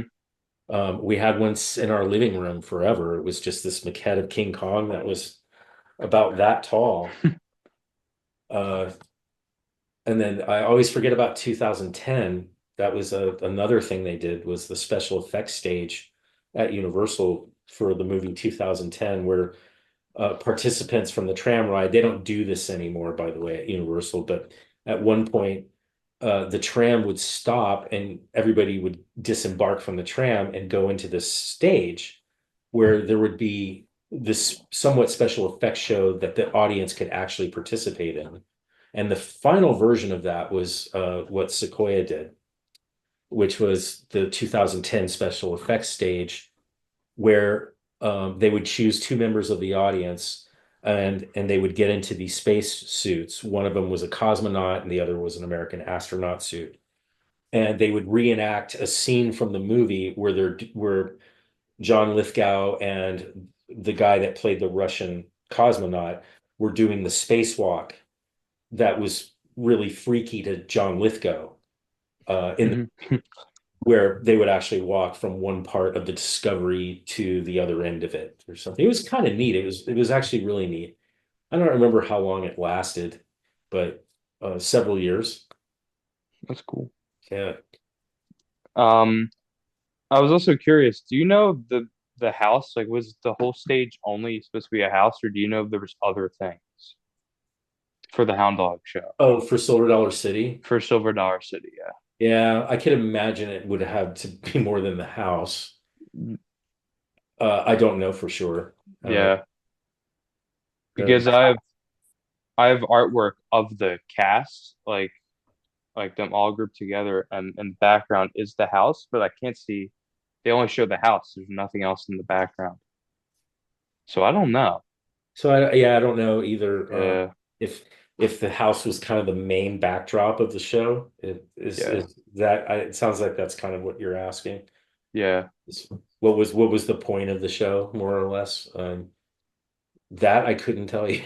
I I'm sorry, because There, that was back in the 70s. yeah, there was a girl hound dog. There's some Was birds, right? there were some birds. Yeah. Yeah, there was a decent amount of characters. There was a vaudeville duo, kind of like a vaudeville duo of dogs. There's like a bunch. Yeah, That picture I remember. Yeah, they were both wearing little vaudeville hats, yeah, yeah, the yeah. striped They're shirts. yeah they were going to be in the show. I don't know what their names are or anything, but yeah, they're going to be in the show. Yeah. Yeah, I mean, of course, there's not that much on that because it never got made, and it eventually, I guess, kind of evolved into Rivertown in a Yeah. way. Or at least it got sniped and parts of it became Rivertown. Yeah.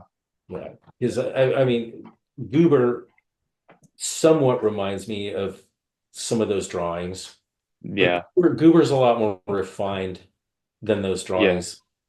And so is Homer.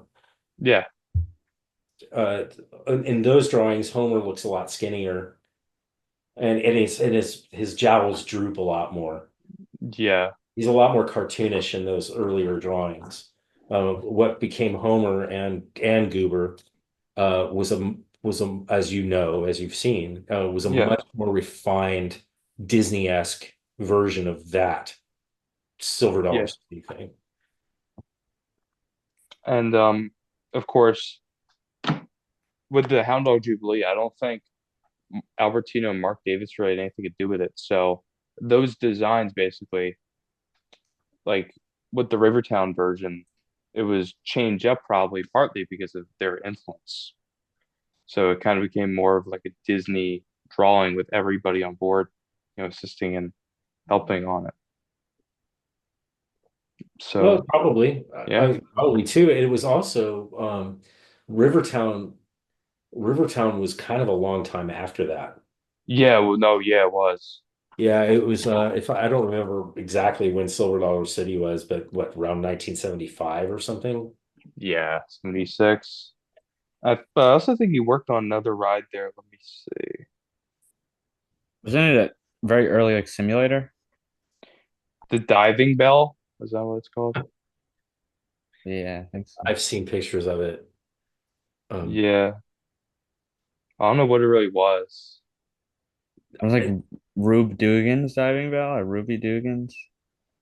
Was the name? What what was the name again? It was Rube Dugan's Diving Bell, or it was something like that, right, George? Yes, Rube Dugan's diving bell. Here, let me. I'm This gonna was also pull it for up. this was also for Silver Dollar City. Yeah. Okay. Silver dollars. I'm gonna check right now. There's a thing. I'll pull up the quote where Tom was talking about like his Silver Dollar City work. I'll quote it on like a old thing from like 2008. He said he worked on Hill Biddies, which was never made, a fancy small world type ride where guests were transported down a mountain stream in leaf-like boats into a world where the guests were shrunk to fit into the tiny Hill Biddy world. That was Oh, I have never heard of that. yeah, I don't know how far that made it. Yeah, well, it's probably a good thing that it didn't make it very far. It doesn't really sound I don't know. Maybe I'm being too critical. The final, the number one was Rube Dugan's Bell, diving bell, there Yeah. you go, which was a simulated underwater adventure to find the treasure of Lake Silver. And That's cool. At least, I mean, at least it's based on something, right? yeah, Of the area, which I guess Silver Dollar City kind of was, wasn't it? Yeah, it was based off like the area of Branson, I think, Missouri. Oh, Missouri. And I there was one in have a Tennessee memory too. of what's that? There was one in Tennessee too, and then that became Dollywood. Oh, really? Yeah. That's funny. Dollywood. A few nights ago, my wife likes to she watches certain TV shows that have been off for a while, and one of them is The Middle. It's funny you mentioned Dollywood. This came up the other night. It was Dollywood, and I was trying to explain to her. I'm like, no, no, no. Dolly Parton has her own theme park.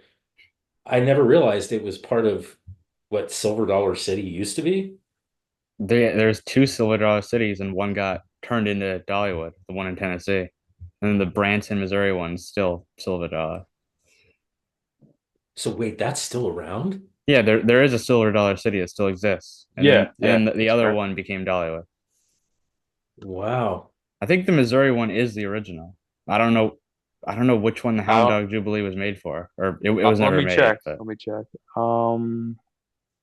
He isn't. I don't think he clarifies. yeah, He says he worked with someone named Jim Sommers yeah, I remember that. of International Producers Services. And of course, he says, regarding the Hounds, I bought back the rights to the characters in California in 1981 through 1987. I was co-founder of the animated show productions, Applied Entertainment Systems, and Sequoia Creative. We produced 7 14-character animated shows and 10 12-minute musical reviews. And he just basically talks about Rivertown. Um, these were part of the Rivertown restaurants, and the Rivertown Review was state-of-the-art music and animation and was on the level of Disney's Country Bear Jamboree. It was because I had worked on the Bear Band, and my partners Dave Swinninger and Bob Gurra had a Mappo and chief concept engineers for Disney for a collective 55 years. This was in 2008, by the way. This is Um, my dad. say what? I'm sorry, who's saying this? Tom. Yeah, I was gonna say this is my dad saying this, and he Yeah, was oh, yeah. Said Bob Gurra is still a Disney consultant, as I am, as am I. Other notable contributing contributors to the success of the Rivertown show were Disney veterans Al Big Albertino, Mark Davis, Bill Justice, and music and orchestration by Bob Brunner and Bruce Bayland. And he briefly talks about says Sequoia was a leader in animation and created Conan, Swords and Sorcery, and King Kong for Universal in California, which opened to rave reviews in 1986. He says Lou, I don't know how Wasserman, yeah, Lou Wasserman. yeah, to give Yeah. the okay for development of the Florida park. I resigned from Sequoia in '87. I went into business under TRA. I was promptly given the commission by Universal to design and develop the Jaws attractions for Florida. My team at TRA did the largest single attraction at the time, may still be. The only thing we didn't do was the sharks and the boats, which were nothing but trouble. And after a few months, caused a 6 month shutdown. Yeah. I have an interesting story about that. Oh yeah. Well, during the building of Universal Florida, from time to time, my dad would take me down there to Orlando. Orlando's 2.5 hours away from Jacksonville, and so anyway, so I'd been through it, various parts of it being built and all that, and when they were building the Jaws attraction, my dad was showing me all around, and there's pictures of this, by the way, in that book called Tales from the Jaws Ride, where there's a big interview with my dad and what exactly happened with the sharks and the boats and all that. But there's pictures of Amity and how he had designed the buildings to look a certain way, so that they actually looked further away than they really were. Really cool stuff. But when the park opened, it was time. I was totally looking forward. The first thing I wanted to see was Jaws, and so we stood in this line, and the ride was fine and fine and fine. And when it Yeah. time for us to get on it, they had to close it because I think it was I don't remember the exact reason, but it had to do with diesel fuel from the boats. And I want to say one of the exploding apparatus wasn't collecting the debris and the blood back the way it was supposed to. It's a fascinating that's a fascinating book, and it's kind of a fascinating interview with my dad because he spells out exactly what happened. Yeah, Um, that's cool. but it sucks because I never actually got to see the original Jaws as it was supposed to function. Damn. Yeah, and in fact, I never actually got to see Jaws function at all because I never went on the ride after that. I never went back to Universal Orlando again. Not because I had any issue with it. It's just I didn't. There's there wasn't much of a reason to. Wasn't the boats and stuff done by Ride and Show Engineering? Wasn't That is correct. it? Yeah. And the problem once again that Universal when the Jaws ride was basically shut down, uh the the the spokesheads for Universal and all their genius made a statement to, I guess it was the Orlando Sentinel or one of those major newspapers, and the headline was Universal sues the designers of Jaws. Well, that's not at all accurate. And so immediately it was like my dad had to he got in touch with Universal and was like, "What are you doing? Like, what the hell are you talking about?" No, they were suing Ride and Show, is what it was. They were suing the designers of the boats and the Yeah. ships. But the funny thing about it, and I had a feeling we were going to end up in this conversation at some point, was here's the irony of that whole situation. The irony was all of this was Universal's fault. When you really get down to it, it was every bit of it was Universal's fault. They were behind the eight ball the whole time when that park was being built. It was being run by people who were, let's just say, the nice way to say it is incompetent. And when you're building a theme park, you cannot have incompetence. You just can't. You guys know what goes into that. Yeah. It's just you can't. You can't have executives who have no business making decisions of schedules and things like that. The reason it's all Universal's fault is because they kept pushing for unrealistic deadlines. And so they made everybody rush to get their part of the job finished. Ride and Show was part of that. In fact, I think I don't know exactly, I can't remember exactly what my father said about Ride and Show's reaction to being pushed so hard to get all of that stuff done by a certain date. But that's where the problem was. The problem was there wasn't enough time to vet all this out and to be absolutely sure that these types of mechanics were going to work underwater. And that was the big thing. Yeah.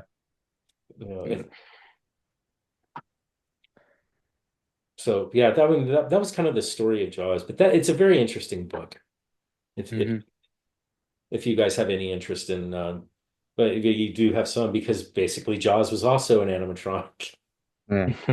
I didn't know there was a Yeah. book on the ride itself. Maybe I vaguely heard of it. Wait, you didn't know what? I didn't know there was a book on the ride. Maybe I Oh vaguely yeah, heard about it, but yeah. I've never read it. Yeah, it's fascinating. I think both of you would probably really enjoy it.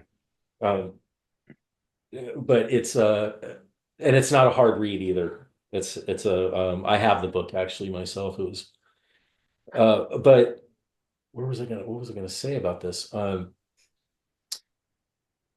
Oh yeah, by the way, there were three sharks in the original show. Oh wow. Yeah, there were three sharks, all of which were animatronic.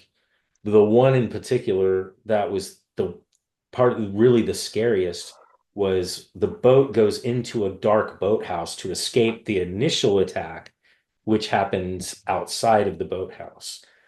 But the scariest part of the ride originally was going into the boathouse and then the shark busts through the bottom of the boathouse and attacks the boat directly. It was really pretty scary the way it was designed. And then of course after that the end where they do that. But there was three, and I think once Universal had to overhaul the thing, um, I think they dumbed it down to two sharks and skipped the boathouse scene altogether. Yeah. Do we even know why they got rid of Jaws, like Universal? Do we even know that? I don't know why they got rid of Jaws. They got rid of it for Harry Potter, I think, in Florida at least. Oh, Oh, that's a in shame. Florida, yeah, because the really bad Jaws ride is still here. Yeah, The really? Oh yeah, it's part of the tram ride. It's the Mm. dumbest part of the tram ride too. It's so dumb that they actually put googly eyes on the shark. Yeah, I mean, it's like, come on, guys. Really take it a little bit seriously. It only made you a ton of money. No, the one in Orlando was way more serious. It was um, but I'll tell you what they did with the Jaws ride. I'm not sure why they got rid of it because it did have a long run. Yeah. Once they refurbed the ride and show part of it, it went on for years. But it ended up in Japan. Universal has a park in Japan. Yeah, I knew they had one. I don't know what city, but Universal Studios Japan. I've heard of it. Yeah, so it ended up there. That's what they did with it. They packed it up and shipped it off to Japan. Mhm. Huh. Wow. I think there's too much Harry Potter stuff at Universal. I don't know. I You agree, know? especially considering it's not a Universal movie. Yeah. It's like these are opening up the third park, Epic Universe, and they're gonna have a Harry Potter land in that too. Yeah. And it's a little three lands for one franchise. It's a little much. I so what's so okay, I'm a little bit confused because I don't keep up with this world very much. Um, I heard Universal was building a second park. They already have a second Yeah, park, but this they're is the making a third in third. Florida. Yeah. Okay, so when Bob Iger says we know about the park, he's talking about the third park. Yeah, Probably, yeah. Yeah. yeah. He made a reference to it in one of the earnings calls. It Hmm. wasn't the most recent one. I think it might have been the one before that. He Yeah. reference to the park, and Yeah. he said we've known about that for a long time. So what's the second park then? And Islands of Adventure. yeah, Islands of Adventure. And that's where they put the Jurassic Park River ride in the second park in Florida. Oh, Yeah. oh, okay. They have Marvel there. Yeah. They have another Harry Potter land, and then they have Toon Lagoon, like a old cartoon land with like water rides, and also Dr. Seuss. Yeah. Am I missing anything? No. Oh. Well, they have a King Kong ride, but it's not like anything like the original. What land is that even supposed to be a part of? I don't even I don't. It's remember. not a part of anything. It's in between like lands. So it's just kind of there. The King Yeah, Kong ride. that's what last lost continent. There. Yeah. Yeah. Did they actually get rid of the King Kong that was in the original new park? Yeah, they got rid of that and they put it in. They put a just recently they put another King Kong ride based on Skull Island, which is I guess the newer Kong in the second park in Florida. Oh, okay, so there's no King Kong anymore in the original park. No, no, it became a. Did it get replaced with the roller coaster or Hollywood Red Rocket? I'm not sure. It might have. This might have been. Or Yeah, no, it might have been the Mummy. It might have been the Mummy that they replaced it with. uh, yeah. My I, dad actually didn't have anything to do with that King Kong Yeah. in the Florida park. Mhm. That was still Dave Schwinniger and I want to say Bob Gurr. Yeah, Huh. I think it was similar to the California one, but not exact. There Well, it was was no tram tour, so it's different.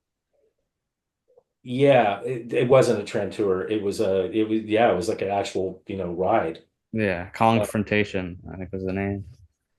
um and the one in the original one in LA was yeah, there was only I want to say there was only one Kong in that one. And that's the one you meet. Like but there were two Kongs in Orlando. There Mhm. were two actual robots. Yeah, I think. I mean, tell me I'm wrong. But I think that was the main difference between those two. Well, one of the main differences. You said it wasn't part of the tram ride, which it wasn't, yeah, the second one. But I also think there were two Kongs, and they looked weird. yeah. I think they had a different like video at the beginning. They had in California, the news anchors were made up, fictional, but then I think in Florida they use real news anchors from their area, Oh, maybe. uh, wow, that's interesting. So they turned it into the Mummy. Wow. Yeah, I'm pretty sure that's what happened to it. And So then yeah, what's the third part going to be? it's called Epic Universe, which is yeah, kind of a generic name, but that's what they're calling it. they're gonna have monsters there like Dracula, Wolfman, that type of stuff. That'll be one land. They're gonna have one dedicated to How to Train Your Dragon. Yeah. Another one dedicated to Nintendo, so like Mario, Donkey Kong, and the fourth Harry Potter again. And they have like a central world, right, where they're gonna have the big coaster. Yeah, it's like outer space themed Outer loosely, space. and there's no like copyright thing with it, no IP. It's like the hub land. I think there's like a carousel and a Blend. coaster. I think it's called Celestial Court or something. Wow. Wow, that's interesting. Yeah, a lot of Harry Potter, Yeah. right? I know. I mean, do they even do stuff with that brand anymore? The Harry Potter franchise? Whoa, that's a good question because Uh, she's been in the news somewhat recently. Yeah. Uh, J.K. Rowling. yeah. But I always thought so the original Harry Potter in Orlando is in the main park, right? Yeah. They have one ride for Harry Potter in the main park. And then in the It's second pretty park bad. they have like three rides at the second park. So I think the majority of it is at Islands of Adventure, the second park. Well, Okay. for sure. But I think it Yeah. started out at the original park. I think Yeah, that's the first thing Diagon they put in. Alley, right? Yeah, Is it Diagon okay, Alley. Yeah. Diagon Alley. I've been to the one here. Um, Hmm. they demolished the Gibson Amphitheater, which was a great place to see shows, by the way. There was a lot of people that were really annoyed by that, to put the Harry Potter here, the way they did. It has two rides. Uh, it's got the Gryffindorfer, I think it's called or something, and it's basically a roller coaster that just sort of kind of acts like Space Mountain, but you're outside. Is And it the Flight of the Hippogriff? yeah, thank you. Yeah. Yeah. They have that at Islands Adventure, the second Florida park. That's where they put it here. It is that was the one ride I went on. The other one had issues because of the way it was originally in 3D, but it was a broomstick ride. But Yeah. it actually gave a guy I work with a seizure. Oh shit. Yeah, and it was actually right before it opened to the public, they were letting employees go on the attraction, and I think it had a lot of strobing effects too with lights. And so this guy ended up getting a seizure, but I think somebody else got sick on it. And so they had to kind of revamp the way the ride was. It stopped being a 3D and I think went down to 2D. And I almost can't tell you what else it's about, but I know there's like broomsticks involved. Is it the Forbidden Journey? Because that's in Florida too. It's Maybe because when I actually went on the flight of the whatever, that ride was I think still closed. They were revamping it. I don't know. The one in California here, the Hogwarts or whatever, it's they first off, they don't have anywhere near the amount of property that they would actually need to make that super, super cool. And Orlando's a different story. Orlando, they probably have all kinds of property they can do all that stuff with. Yeah, yeah, It's definitely bigger. Yeah, I mean the Universal LA it's cool, but Mhm. you can actually do that whole park honestly in about 3 hours. Yeah. Yeah, It's built in like the actual studio, so there's way less space. Right. And right. Yeah, it's also built on the side of a mountain too. Yeah. So it's kind of it's definitely one of the more interesting theme parks because of just how it's laid out. But there's no comparison to Florida, and it's the same story with Disneyland here. It's really no comparison to Disney World. I mean, you can't even say Jurassic Park versus Jurassic World because they were sort of making fun of that whole idea when they came out with Jurassic World. They were basically, it's not Disneyland, yeah, Disney World. yeah. But that's Disney's biggest issue here is just they don't have enough land to do a lot of what they really want to do. I think that's also part of the reason um, that one of the new sort of the new attractions are all these screens and not robots and not stuff that takes up a whole lot of real estate. It's also cost. With actually, it's a lot cheaper to make a ride like that. Yeah. Yeah, it's also. I mean, I don't like if they do that. I mean, it's comes across a little tacky. It's almost like I mean, it's funny. I took back in I think it was 2017. Universal. I was still working at Universal, and they had their Christmas party at the park, which is Mhm. something they don't always do because it's very expensive to do that. But we went on several rides. We went on the tram ride, of course, and saw King Kong, and that was kind of nauseating because that was one of its first runs, and it was blurry, out of focus.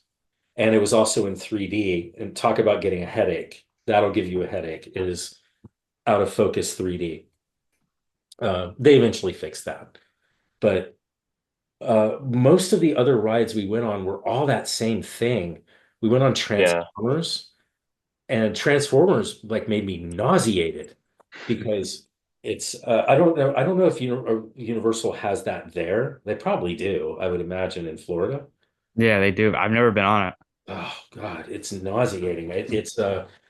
It's you're basically I can't even compare it to another ride. I'm trying to think of a ride that it even compares to at Disney, and it just doesn't. It's just you kind of go from room to room in these little carts, and they're all connected, and but you're abruptly thrust from one situation into another. But the problem you're dealing with is you're looking at screens the whole time. but you have this feeling of uh the action in the screen is like you're on top of a building and you plunge directly down to the ground from a top of a building. And that's what most of that ride is like. And it's freaky. It's actually really freaky. It's like, oh no, if like if you're afraid of heights or something, this is not your ride. I don't know if I'm doing a really good job of explaining like how the action is with that, but it's also the same exact ride as Minions. Right. Yeah. Minions is the same thing. It's this kind of nauseating, like it's not as bad as Transformers, but it still does the same stuff. You're like Mhm. you're in midair, and all of a sudden you're like, oh wait, we're doing a free fall down to the ground. Like when did that become fun and entertaining? Um, I was gonna ask, didn't Tom do work for some like restaurant called Rosie O'Grady's? Yes. Um, oh man, I can see the artwork for the name Rosie O'Grady's. I know he did that Yeah. for sure. Rosie O'Grady's. Where was that? He's in Uh, Orlando, right? Oh, yeah. Church Street Station. Maybe. Yeah, Yeah. I think so. isn't it Okay. still around? I think it might be. I've never been there. I've only Let me heard of check. it. Let's see. Okay, so I'm not sure exactly at what time period he did this, but I know he was very heavily involved in designing Church Street Station, which was downtown Orlando, and it was the I guess the city's attempt to kind of make Orlando's nightlife a lot better because there was like nothing to do down there. Let me see though. I seem to remember Rosie O'Grady's.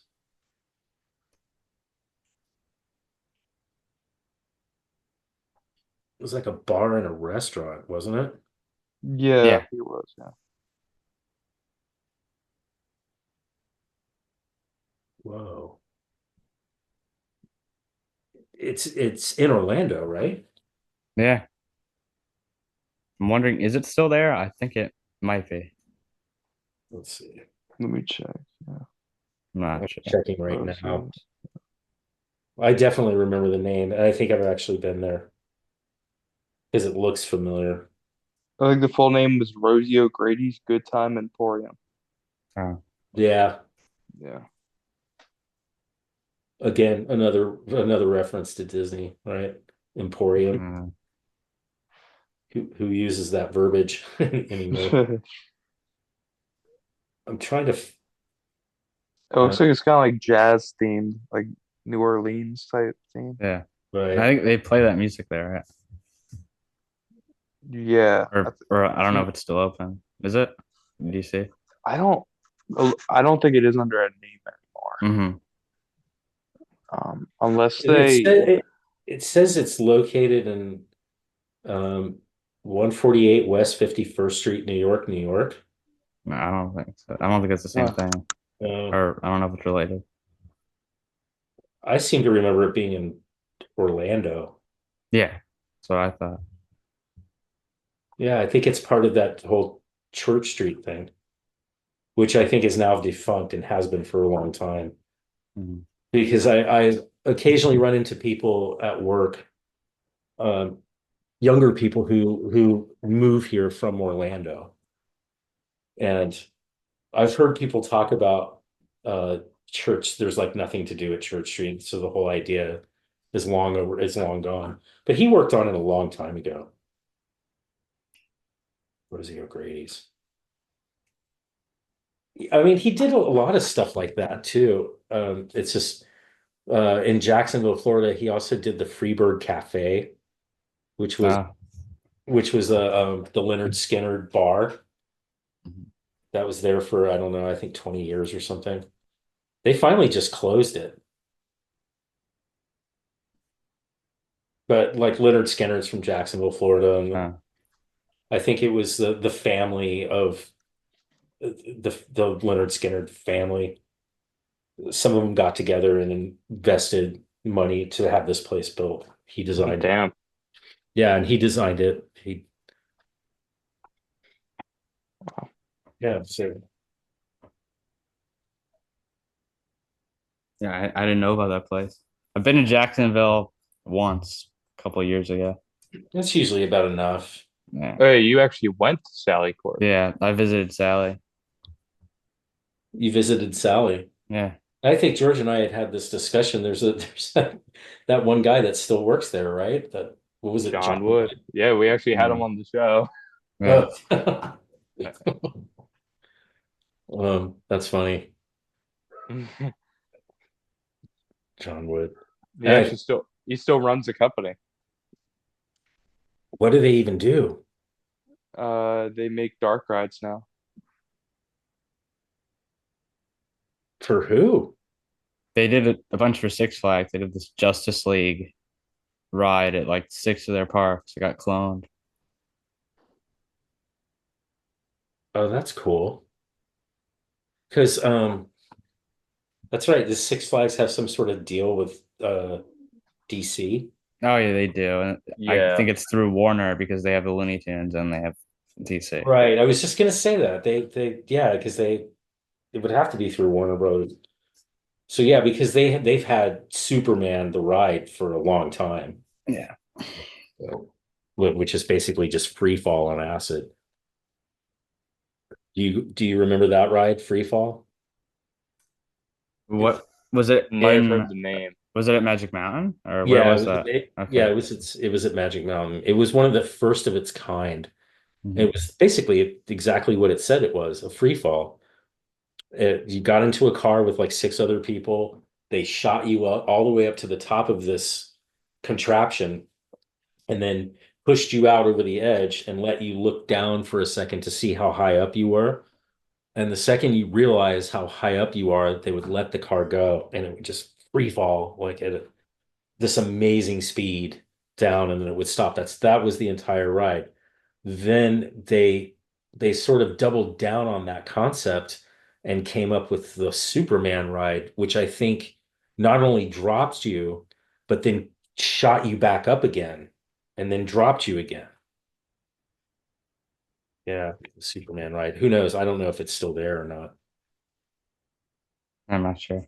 I know there was a Superman ride in New Jersey, Six Flags too, but I don't think it's the same. I think it just has a Superman name. I recall being on I think it was Universal Florida. I'm pretty sure. Was Universal Florida, it had Riddler's Revenge. I don't know. This would be going back to the 90s, but they had a Batman roller coaster. But it was one of those where you're suspended from the track. The track is actually above you. I don't think Universal ever had DC in Florida. Then which one am I thinking of? They have Marvel now. Well, And yeah, that's the reason why Disney can't do any Marvel in Florida. really? Yeah, Yeah, that's right. because they got the license to Marvel before Disney bought them. Yeah, in like what, 1999 maybe? Yeah, Yeah. when they were doing the park. I see. Yeah. Wow, that's interesting. And Disney owns The Simpsons too, but Yeah, Yeah. Universal here, Hmm. there's like a whole Simpsons land. yeah. There's in Florida they got that Simpsons stuff too. Uh, I think Bob or Robert Ward, he did the Marvel stuff, or he had something to do with it in Florida, like the Hulk coaster. oh, I'll have to ask him. No, really, I didn't know that. I didn't know Bob Ward worked on that. I think he was one of the designers. He's on his website. There's a picture of Hulk, the coaster. Huh? Yeah, Bob and my dad were very close. In fact, I think of everybody that spoke at my dad's funeral, Bob probably talked the most. Mhm. Wow. And he talked about Colonel Vernon. I think he said he still has pictures of Colonel Vernon. Oh, that doesn't shock me at all. I just remember I I love Bob. I mean, I've known him all my life, but I think the funniest story I have about Bob is Bob called me one morning while I was on my way to Universal, and he was wishing me a happy 40th birthday. And I was like, really? 40th, huh? And he says, yeah, the big 40. How do you feel? I said, well, I just turned 42. And he said, what? Your dad told me it was 40. No, that was years ago. I don't feel anything.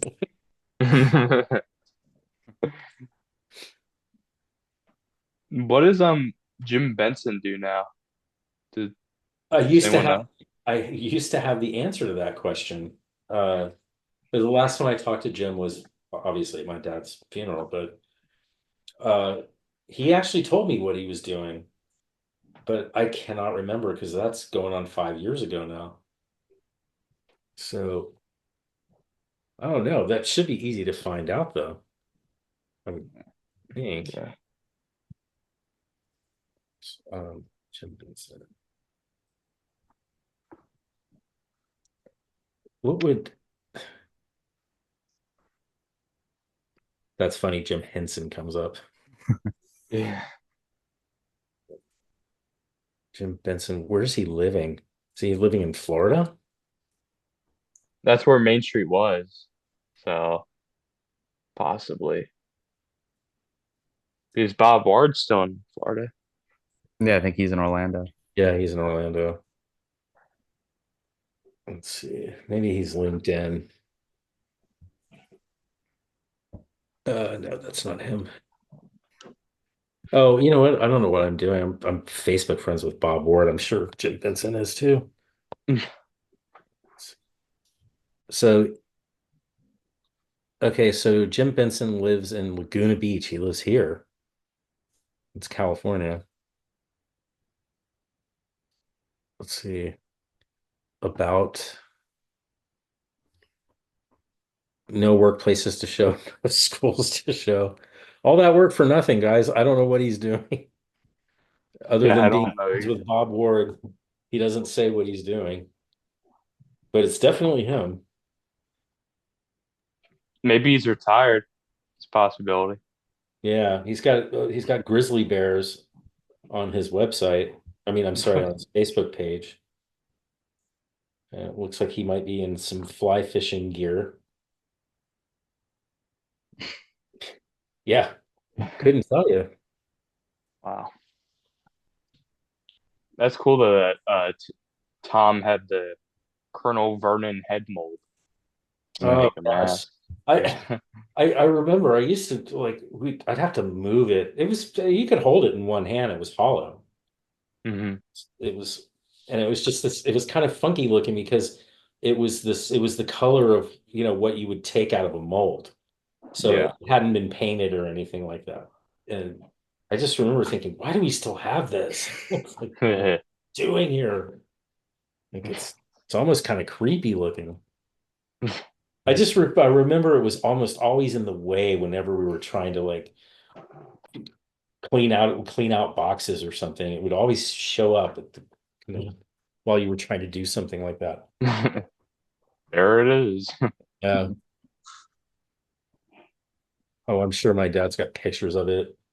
That was the one thing. I really wish I knew where these were. One thing my dad was really good at doing was keeping photographic records of everything he did.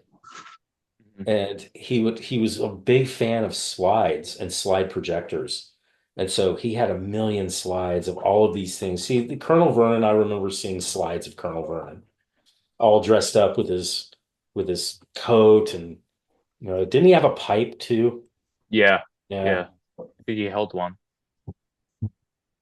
Yeah. So he had slides. If I could get my hands on those slides, that would be fabulous.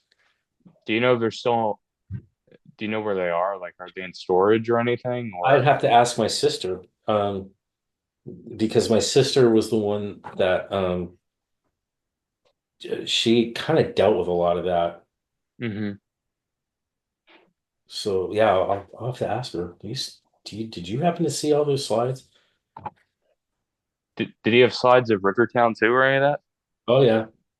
Yeah, everything. Wow. He All right. was Yeah. very meticulous about that kind of stuff. And he really liked that media of that medium of slides and slide Mhm. projections. He was,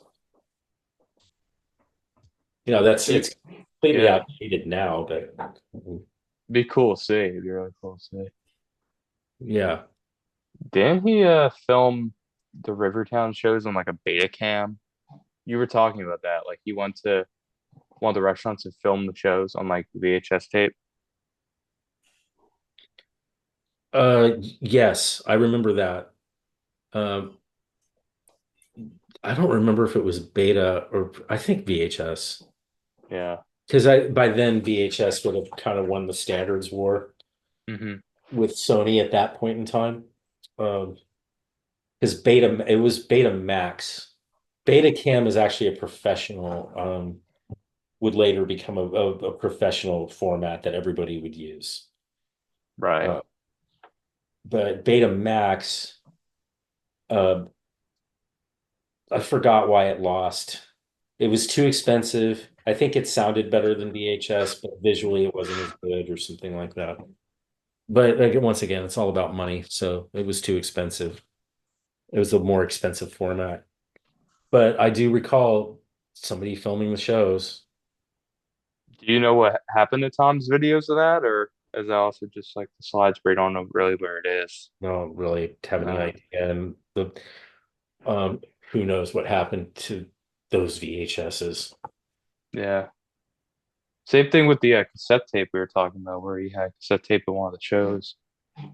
It's another Yeah. one. Yeah. Do you even remember what show it was? Was it one of the normal shows or a holiday show? Do you remember anything? I remember, well, I can tell you the one thing I do remember about that cassette tape, and it was Captain Andy saying, "Well, I'm going to head on out of here. I'm going to siesta while you fiesta." Oh, wait, I have it reversed. He says, "While you fiesta, I'm going to siesta." So I don't know exactly which show that dialogue came from, but I don't think it was the original show. Yeah. It might have been, well, it could have been one of the summer shows. It could have been anything. Yeah, because it was a whole, was it a full show? Like the entire show? Yeah, it was the entire show. Yeah. Be funny if it was the one with Jump.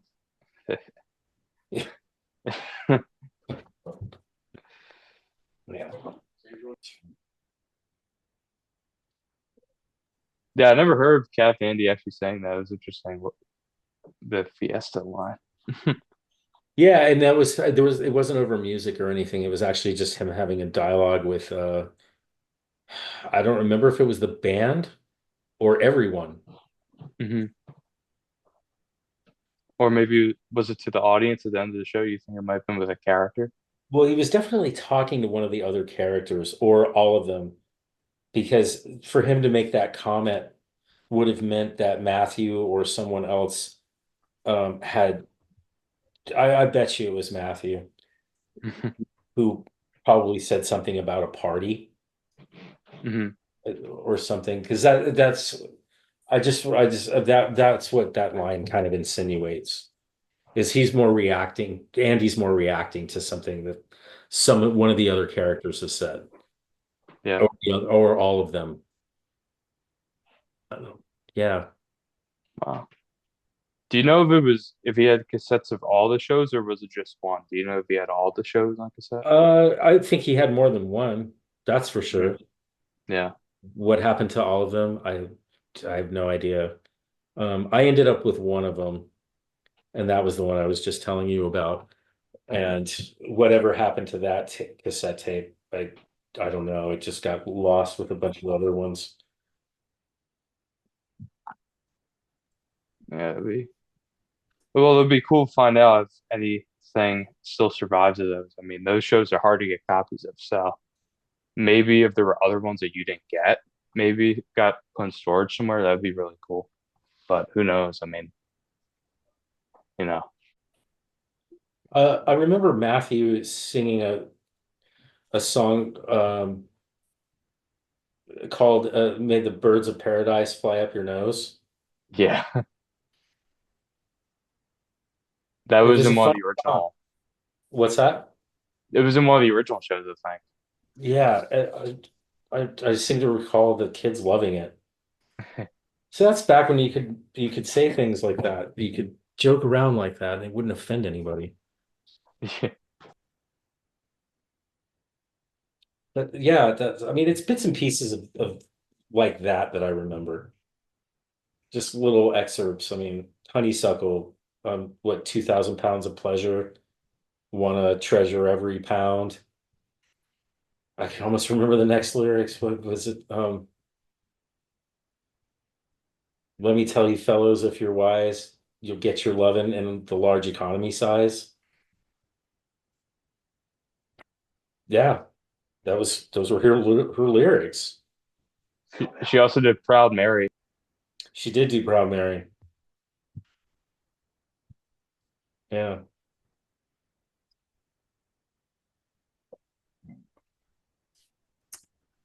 You The know what band. Tim? Yep. You know what Tim Yeah, go Lawrence on. did? Was he a sculptor for Rivertown? I know he did a lot of different types of Yeah, he was stuff. for But sure he was a sculptor, and it yeah, wouldn't have mattered. I mean, it wouldn't surprise me at all if he did sculptures for Rivertown. yeah, That wouldn't surprise me. I just what I said earlier about him like being an actual employee, like full yeah. time for, I don't think he ever was. But I don't, I mean, but to do work like that, yeah, for sure. But Tim was a great sculptor, actually. I think he worked on the Kong ride. I'm not sure. There was a lot of sculptures Yeah, associated with that too. yeah, I mean, even Rivertown, it always starts with it always starts with sculptures of the actual Yeah, characters and what they're going to look like and what. But in fact, the Kong that I mentioned earlier that was in our living room for a really long time, that was a sculpture yeah. that oh had wow. just been painted, to the black fur and all that. But that was a sculpture. Mm. I know Bob Gurr has. I think he was it King Kong's hand. It's in his like dining room. The full size Yeah, animatronic it's hand. full size. Yeah, How big's Bob's dining room? Because that was a big hand. big enough to fit that. And he also has the honeysuckle. I don't know if it has the internal stuff, but it looks like the Yeah, I'm Might, not. character. he might have what we had when we had Homer. Yeah, Homer was he was basically foam. Foam core was the base of him, but he was made up and airbrushed and everything, just like the animatronic. So Yeah, he was identical to the animatronic, other than the fact he had no robotics in him. he had the guitar. Yep, had the guitar, had a little gray platform, and he had a jug sitting next to him. And I think that you and I talked about the jug. Um, JT's it was JT's. jug. Yeah, because he had a moonshine jug sitting behind him on like a box in the show. I, as you know, I have the Jubilation animatronic, but I don't have the jug. I'm missing the jug. You're missing a jug. Yeah, I guess he's sober now. Should be easy enough to recreate. I don't. It wasn't that intricate, was it? Didn't it just say XO? Didn't it have this? XXX. Yeah, Okay, yeah, okay. yeah, It yeah, had markings on it, but they weren't. They weren't. It wasn't anything poetic. yeah. No frogging sign too by the fishing pond. Oh, do you have that frog sign? Nah, I'm missing. Um, I'm missing a lot of the signs. Yeah, I have some artwork up above my computer, but not actual like signs. I don't have Jubilation movie with me right now, in my room, but we're gonna get him restored so he can work and stuff. So he can what? So he can work, like he can perform, and we could Oh, program him. Yeah, I would like to program him. I mean, if I can find the audio, I like to program to the actual stuff. That'd be cool to do. Although I'm missing his wife. Oh, I guess they divorced.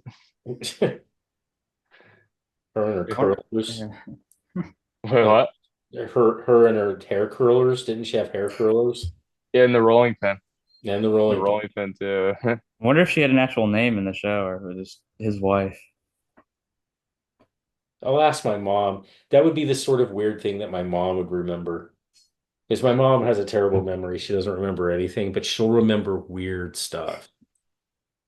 She'll remember like these things. So maybe like for example, I'll ask her a question about the past or something, and I'll say, Rolly Crump was a great example of that. That was a great example because she remembered something that she has never ever discussed with me ever growing up. Never, but she remembered it like it had happened yesterday. And so I'll ask her, Mhm. because again, that's the sort of thing she might remember. Yeah. Did Jubilation's wife have a name? Yeah, the Jubilation's wife is the only character I don't know the name I will, while I'm thinking about it, I will go ahead and text my mother, who's probably asleep, but of. I can wake her up. She'll probably give me the answer tomorrow, but let's see if she has one. Do you know what Tom actually did on the Country Bear Jamboree at all, or No, anything like that? no, I don't. I actually don't. Other than knowing Albertino, and that's another question I could ask my mom. I don't specifically remember what he did on, if he did anything on Country Bear Jamboree. He said in that 2008 thing that he did work on it. I just don't know what he Then he did did on it. work on it. I guess I'll ask I'll ask her.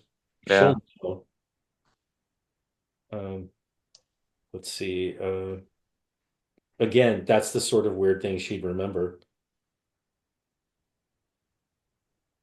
Let's see. Um,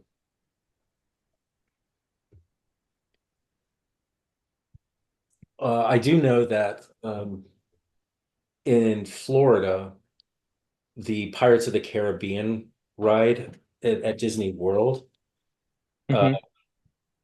that it's rumored that the do you you've got obviously you've both been on the Pirates ride. Yeah, of course. Yeah, of course. So when the boat comes to the mayhem going on in the town, and the woman chasing the guy with the broom, etc., the pirate, at some part in the ride, when you look over to the right, there's a drunk pirate that's up against I think a palm tree or just part of a palm tree and with a little sand around him, and coming up from the water, and he's with a pig, and the pirate, Yeah, Oh yeah. I remember the pigs. Yeah, yeah, and the pig and the pirate are like drunk, yeah. and the pig's having a blast, but the pig's laying on the pirate's lap. Well, the footprints that go up to where the pirate is apparently are my dad's. Huh. Oh really? Yeah, the one in Florida, not Yeah. for Disneyland. I've only been in the one in Florida. I've Yeah. been to Disneyland, but when I was at Disneyland, the Pirates was under refurbishment or something. I didn't go on it. Uh Most of although my dad got hired at Disney here at the same studio I work at now. Mm. That was his first job with Disney. He was an artist. Although he got hired here, my memories of him working for Disney were always in Orlando Yeah. because we used to. I swear we lived at that park. We were always there. Um, Hmm. and in fact, I don't know if I still have it, but I do. I do have a picture of. If I can find it, I'll show it to you guys. But there's a picture of um me, my younger sister, and my mother from back in the 70s, and we're on Main Street at Disney World, and there's in this big flower thing. That's cool. Yeah, I'll see if I can find it, but you would get an idea of just how young we were. Mhm. when that happened, because we were just little. I mean, little, like I almost can't guess the age. Where would that picture be?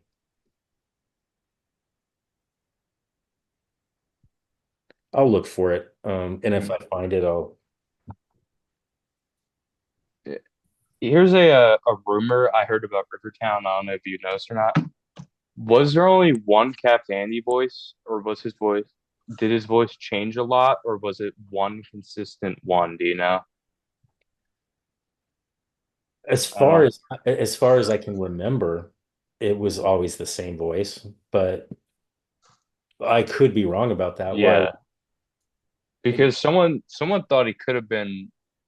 I have not seen any evidence for this. Just someone thought he was Roy Clark, like the very popular Western singer, but I've not seen any evidence of that. And I heard it was Michael McGinnis, a folk singer in California who Bruce Balin knew. And Bruce Balin talked about that with me, how uh, the original Captain Andy, I think Captain Andy might have been consistent throughout all the shows to be Michael McGinnis. That And makes more sense to me than the former. yeah, Yeah. It would be somebody that Bruce Bellin knew. yeah, that makes a lot more sense. I think it might have been consistent throughout every show. That's what it seemed like it might have been. Because I don't really see why the voice cast would change that much. So, Probably only for that Japanese translation. of course, Yeah. yeah, Right. And those and really, I mean, it wouldn't have been that much of an effort for for whoever that was Captain Andy. It wouldn't have been that much effort for them to go in and do even a summer show or a Christmas show or anything, because yeah. it would be exactly the same as doing what we call in the film industry ADR. It's the same thing, where Hmm. you go into a studio and you have a script of lines in front of you and you just have to read them. Yeah. Yeah, you and the term ADR, if you're not familiar with it, is actually a throwback to the old days. It's called automated dialogue replacement. Actors have to do it all the time for various different reasons. So let's say, for example, you're shooting on set and a plane flies overhead and that gets caught on, as it messes with your dialogue sound. And of course, you don't want planes flying overhead. So Yeah. the actor will be asked 6 months later, after they've shot whatever scene it is, to come in and say, sorry, we need you to redo that line. And but that's exactly what doing an animatronic figure would be, Yeah. or a car or an animated show. Same thing. Rarely are those people ever in the same room with each other. Hmm. I found that picture actually, if you want to see it real quick. Oh yeah, yeah, yeah. I saw you. Let's see. Let's see if this works. Oh yeah, yeah, I see it. Oh yeah, that's cool. How big is it? Is it big enough to actually see? Or Yeah, Yeah, it's yeah. pretty You big. can see it. Yeah. okay. So that's my mother. That's Anne. Hmm. Hmm. This is at Disney World. And Hmm. so this would be the early 70s. Obviously, that's me on Wow. the left, and that's Heather. So when I say we spent an awful lot of time there, I just remember we were there all the time. And I don't know specifically what he was doing I mean, he worked for Disney. I just Yeah. knew exactly what he was doing at the time. Well, that about wraps up another animatronic anchor episode. But before we go, let's hear one last time for a very special guest star, Matt Reidenbach. Uh, you want to offer any closing thoughts? It's been a pleasure. I truly appreciate the time and enjoyed being on the show. And yeah, I probably my only closing thoughts would be that, as I sort of said in the beginning, it was really interesting growing up with all that. And Rivertown was definitely something special. It was very Disney-esque, it's been described. Yeah. It really was. It's a shame that it just the longevity of it wasn't there. And that was for a number of reasons. It's not necessarily what people might think. But but yeah, I mean, It was great. It really was. There was a magic with all those characters, and there really was a connection with the crowd and especially the kids. They just ate it all up. It was something special. And again, I just want to say one last time, I do have an animatronic from the show, Jubilation T Bullfrog. Before we had wanted to mention that. Yeah. Um, Is also one of the better characters. Right, one of the funniest. Yeah. So yeah, it's been a pleasure, man. It's been a fun episode. It's been great. Yeah, Thank you so much. absolutely. Same here, of course. And Yeah. nice meeting you, Kevin. Yeah, nice meeting you too. So yeah, any closing thoughts, Kevin?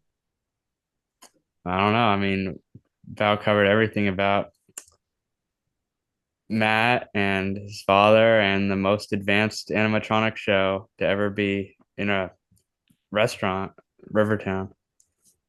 About it. Yeah. So I believe there's only one fitting way to end this. I actually think I just saw this now, believe it or not. But yeah, it's been a great episode. I want to do this quickly before we head out. So, on behalf of the Animatronic Anchor, it's been a blast. And that's all our show time. But now we gotta go time. Hope you liked our little show. To come back soon is Now We Gotta Go. That's our toe tapping, picking, grinning, happy little Animatronic Anchor show. Adios. All right. Take care. Take care.